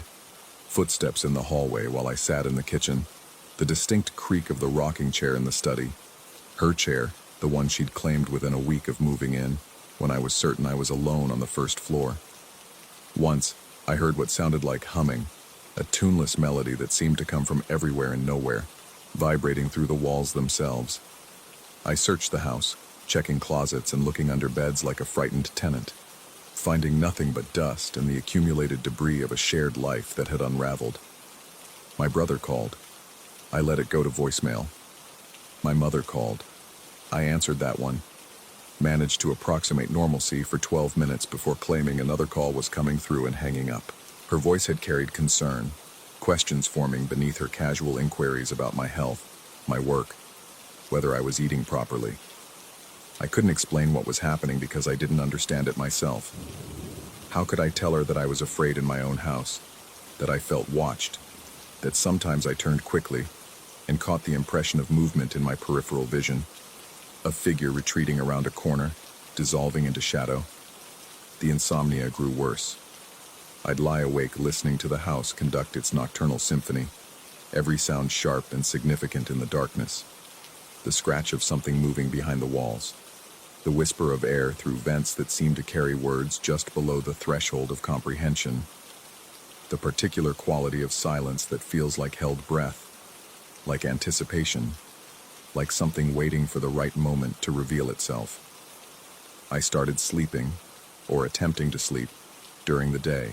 The house felt less aggressive in sunlight, its presence muted by the ordinary sounds of traffic and distant lawnmowers, and the general ambient noise of the world continuing its business outside these walls. But even then, I'd wake from fitful dozes with the conviction that someone had been standing over me, that I'd felt breath on my face or the whisper of fingers through my hair. The figure appeared on a Tuesday afternoon. I'd been sitting in the living room, staring at the television without really seeing it, when movement caught my eye. Someone was standing at the top of the stairs. My heart seized, then began beating so hard I could feel it pulsing in my fingertips. The figure was dark, silhouetted against the window at the landing, and for a long moment we regarded each other across the distance of the stairwell and the width of the living room. Then I blinked, and the space was empty. I told myself it had been a trick of light, a shadow cast by the tree outside, my exhausted brain constructing meaning from meaningless patterns. But my body knew differently. My hands shook as I gripped the armrests, my breath coming shallow and quick, my entire nervous system screaming danger in a language older than words. After that, I saw it regularly, always in peripheral vision, always vanishing when I turned to look directly. A figure that seemed to occupy the edges of my awareness, present in that uncertain space between seeing and imagining. Sometimes it stood in doorways. Sometimes I'd catch its reflection in windows, in mirrors, in the dark screen of the television. It never had a face I could identify, never moved in ways I could definitively categorize as threatening, but its presence felt heavy with significance, with purpose, with a weight that pressed down on my chest and made breathing feel like work. I stopped leaving the house. Groceries could be delivered, bills could be paid online. The world outside these walls felt distant and irrelevant, a place where other people conducted their lives according to rules that no longer applied to me. My entire universe had contracted to these rooms, these walls, this presence that shared the space with me and observed my dissolution with what felt like patient interest. My phone rang less frequently. I stopped checking messages. Time began to feel elastic, hours stretching and compressing in ways that defied the clock on the wall. I'd look up and find that morning had become evening, that I'd lost entire days to the gray fog that seemed to have taken up permanent residence in my skull. The house felt darker, even with all the lights on. The air felt thicker, harder to move through, as if the atmosphere itself had become viscous with something I couldn't name. The figure grew bolder. I'd see it standing at the end of hallways, no longer retreating when I turned to look. It watched me from the shadows of doorways, from the corners of rooms, from the space at the foot of my bed when I lay awake in the deepest hours of night. Its outline was indistinct, shifting, as if it existed slightly out of phase with conventional reality. Sometimes it seemed almost familiar, its proportions suggesting someone I should recognize, someone whose absence had carved a hole in the fabric of my daily existence. But when I tried to focus, tried to make out features or details, my eyes would slide away, unable or unwilling to fix on anything concrete. I began to wonder if she'd ever really left. If perhaps the divorce, the separation, the entire dissolution of our marriage had been something I'd imagined, a story I'd told myself to explain the wrongness that had crept into everything. Maybe she was still here, had always been here, was still moving through these rooms on errands that no longer included me. Maybe I was the one who'd left, who'd retreated into some internal space and simply forgotten to return. The walls held photographs that I didn't remember hanging. The rooms contained furniture that seemed both familiar and alien. My own reflection in mirrors had begun to look like a stranger, someone playing the role of me but getting the details slightly wrong, the performance not quite convincing. I found myself standing in front of the bathroom mirror one night, studying the face that looked back at me, trying to find something recognizable in those hollowed features. The eyes that met mine seemed to belong to someone else. Someone who'd been living a different life in a different house, with a different set of memories. I raised my hand, and my reflection raised its hand, and there was a delay, infinitesimal, barely perceptible, but present, between my movement and its echo. Or perhaps I imagined it. Perhaps my exhausted mind was constructing meaning from meaningless patterns, seeing significance in random noise, building elaborate narratives from the simple facts of stress and isolation, and a brain chemistry gone slightly awry. The figure stood behind me in the mirror. I could see it reflected over my shoulder, a dark shape that filled the doorway with its presence. My body went rigid, every muscle locked, my breath frozen in my lungs. We stared at each other through the medium of the mirror, me and this thing that had been haunting the edges of my perception for weeks, that had been patient and persistent, and was now making itself undeniably known. I couldn't turn around. Some instinct older than thought kept me frozen in place, kept my eyes fixed on that reflection, that dark figure that stood and watched and waited.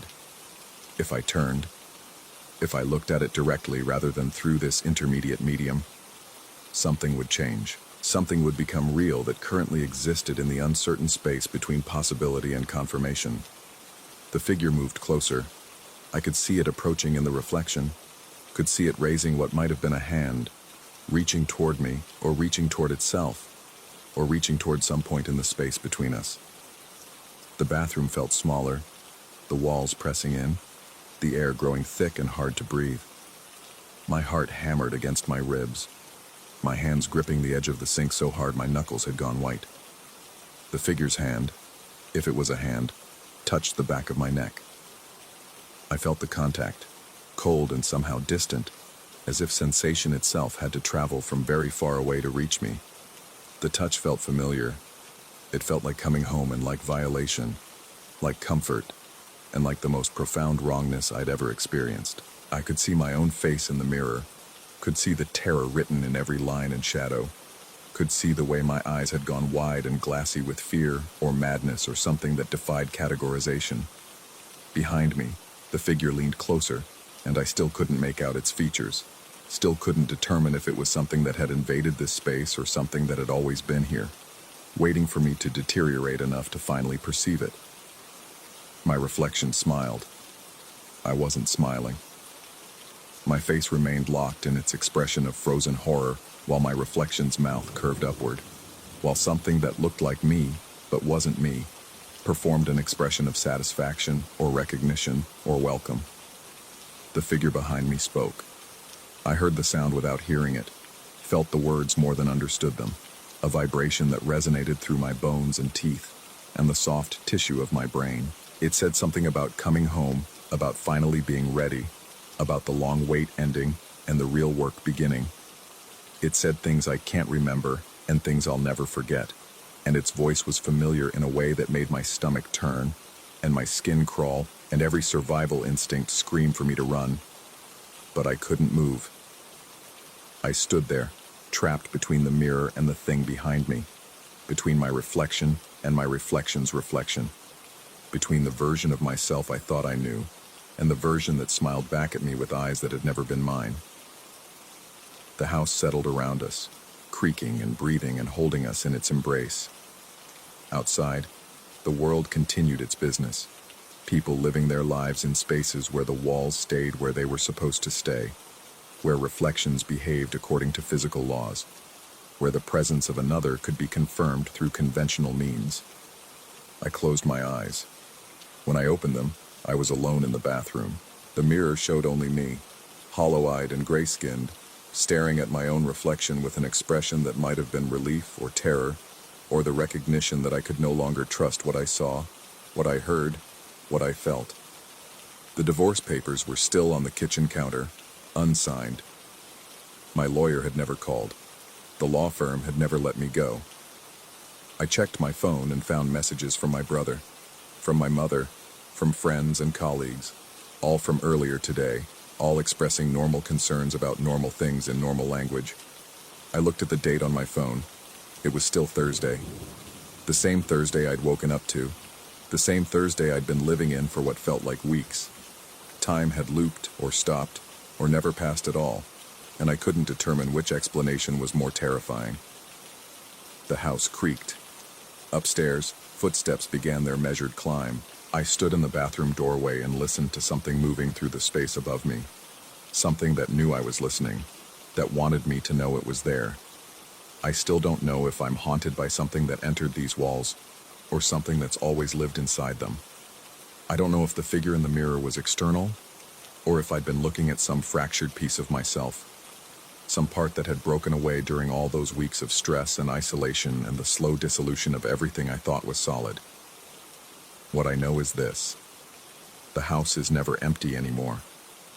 What I know is that my reflection sometimes moves before I do.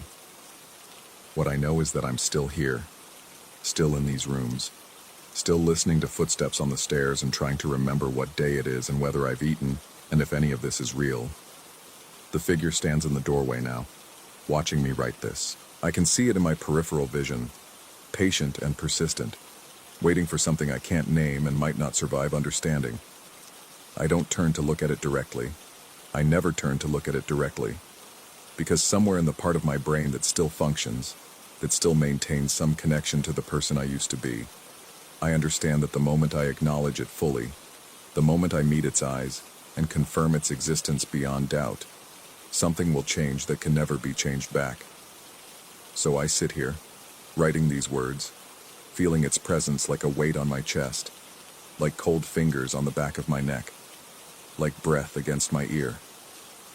And I wonder if this is how it begins. The final unraveling, the last thread giving way. Or if this is how it's always been, and I'm only now seeing clearly for the first time in my life. The house settles. The figure waits, and I remain suspended in this moment, this endless Thursday, trying to remember what came before, and terrified of what might come after. Story 14. The realtor mentioned it only once, almost as an afterthought, her manicured nail tapping against the contract as she slid it across the mahogany desk. The previous tenants had left rather suddenly, she said. Something about feeling uncomfortable. Nothing structural, nothing wrong with the house itself. Just uncomfortable. She smiled when she said it, the kind of smile that suggested I shouldn't worry, that people were simply too sensitive these days, too quick to imagine problems where none existed. I should have asked more questions.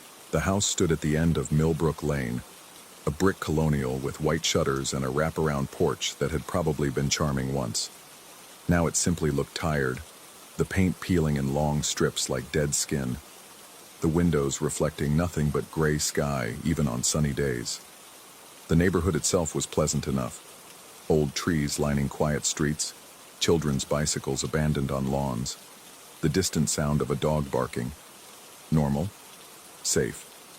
Exactly what I needed after the divorce, after the cramped apartment downtown where the walls were thin enough to hear every argument, every life bleeding into mine. The first week passed unremarkably. I unpacked boxes, assembled furniture, learned the house's peculiar vocabulary, the way the pipes groaned when I showered, the creak of the third step from the top, the rattle of the kitchen window when wind came from the east. Every house has its sounds, its idiosyncrasies.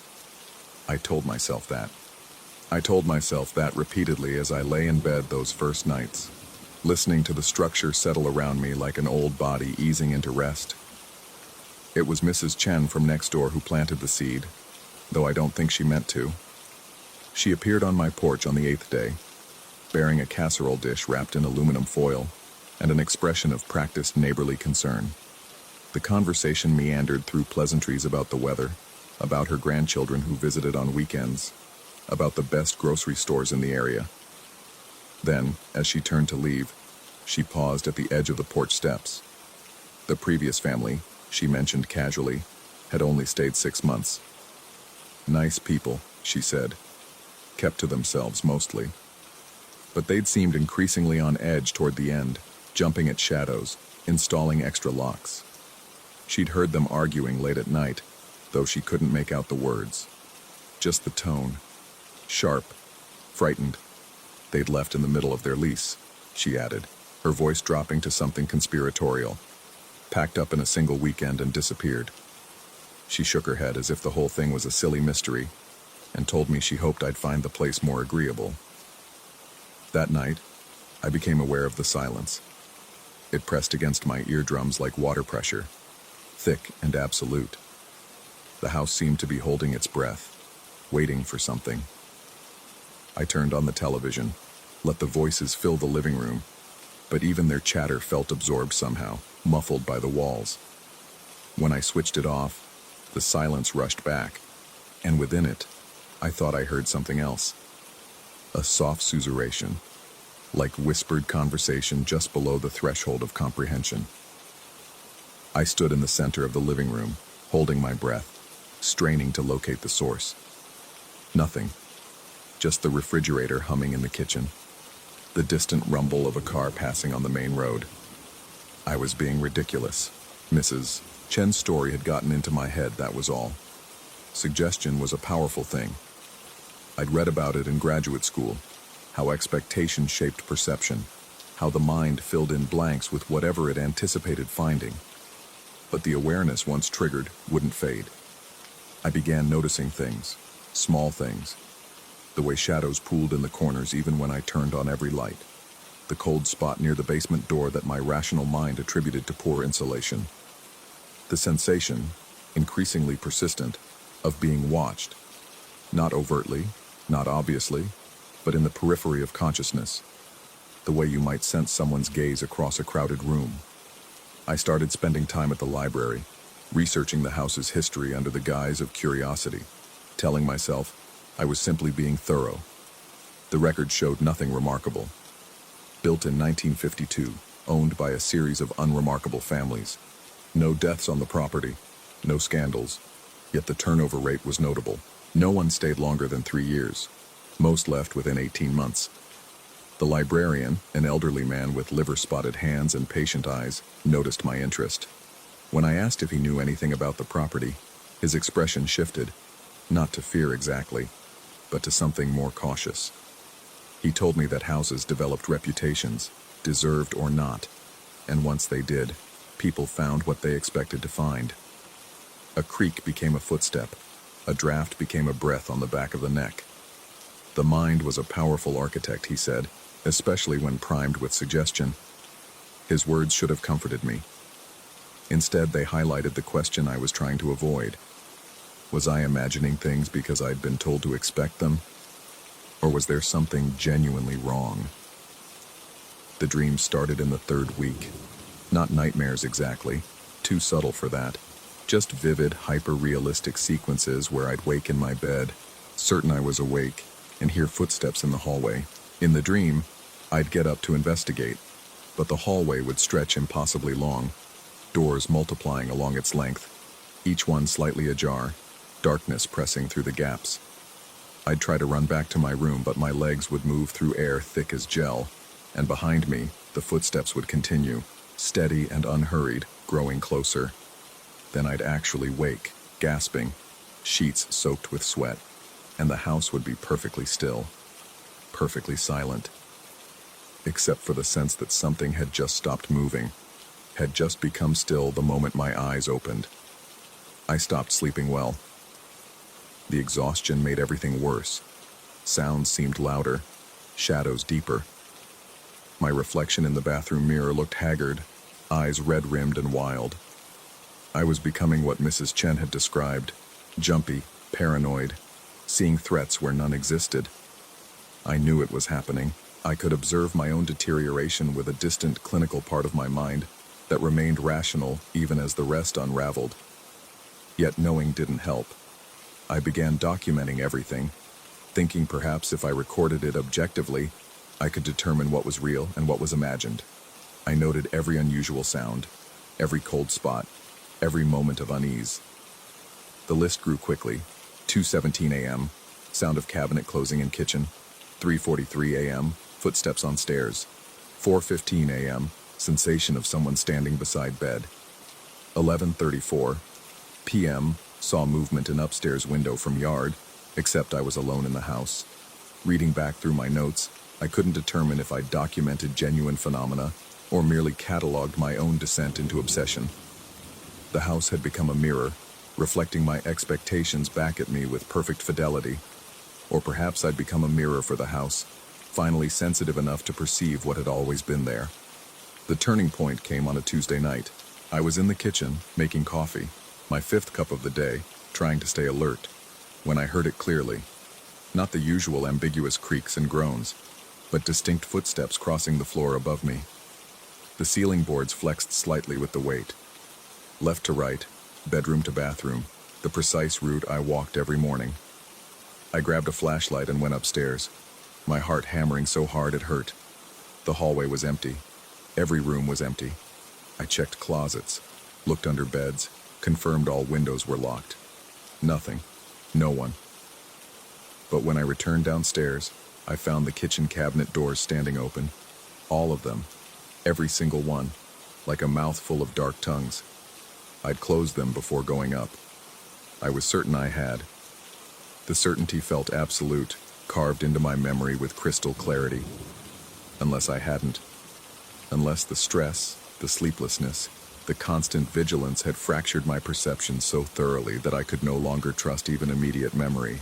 Unless Mrs. Chen's casual story, the librarian's warnings, the house's reputation had so thoroughly colonized my mind that I was essentially haunting myself. That night, I packed a bag and drove to a hotel. The distance should have helped. I should have felt relief, safety, the freedom of neutral space.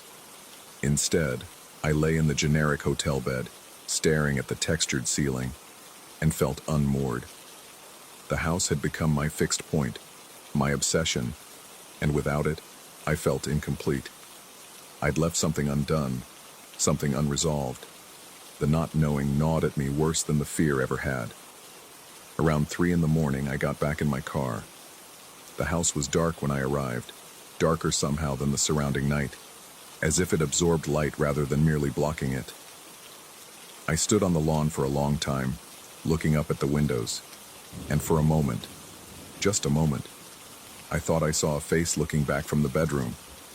My bedroom, the room that should have been empty, but when I blinked, there was nothing. Just glass reflecting streetlight, ordinary and inert. I went inside. The air felt different, charged somehow, like the atmosphere before a thunderstorm. I moved through the rooms slowly, flashlight beam cutting through darkness that seemed almost solid. Every object was exactly where I'd left it. Nothing had been disturbed. Yet the house felt occupied, inhabited by some presence that wasn't quite physical but wasn't quite imaginary either. In the living room, I found my notebook, the one where I'd been documenting everything, open on the coffee table. I didn't remember leaving it there.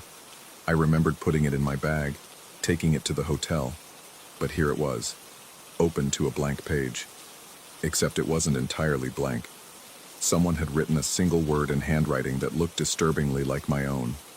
Listening, I stood there for a long time, flashlight trained on that word, trying to remember if I'd written it myself, if this was another gap in my memory, another fracture in my certainty. The harder I tried to remember, the less sure I became. The possibility that I'd written it and forgotten felt as plausible as the alternative, that something else had. That's when I understood the real horror. Not that the house might be haunted, not that something supernatural might be occurring, but that I would never know. The seed planted by Mrs. Chen's story, cultivated by the librarian's warnings and the house's reputation, had grown so thoroughly through my perception that I could no longer distinguish between genuine phenomena and expectation fulfilled. Every creak could be settling wood or footsteps. Every cold spot could be a draft or a presence. Every shadow could be empty space or watching darkness. I'd become my own haunting, indistinguishable from any external force. The question that keeps me awake, and I don't sleep much anymore, is whether it matters. If I can't tell the difference between a house that's genuinely wrong and my own contaminated perception, does the distinction hold meaning? The fear is identical. The effect is identical. I jump at the same sounds, feel the same eyes on my back.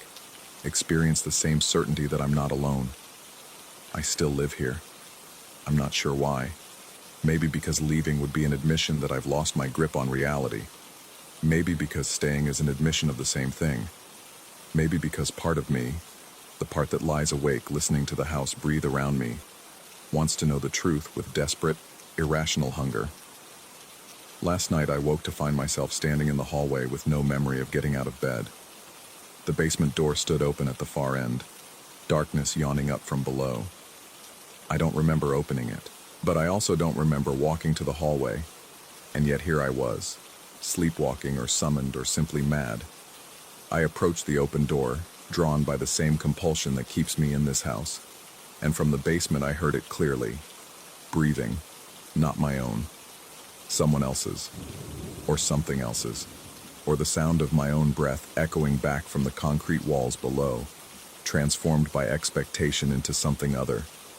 I stood at the threshold for a long time, flashlight aimed down into darkness that seemed to writhe just beyond the beam's reach. Every instinct screamed at me to close the door, to run, to leave this house and never return. But another part of me, growing stronger each day, needed to know. Needed to descend those stairs and confront whatever waited below, even if what waited was nothing more than my own fractured reflection. The breathing continued, steady and patient. And I realized, with a clarity that felt almost like peace, that I would never know if it was real. The house had taught me that, or I had taught myself that, using the house as excuse and instrument. We'd become inseparable now, the house and I, locked in a relationship where perception and reality had merged so completely that the distinction had become meaningless. I closed the door, or maybe it closed itself. I'm not sure anymore. I'm not sure of anything anymore, except that I'm listening, always listening, and so is the house. We're listening to each other, waiting to see who breaks first.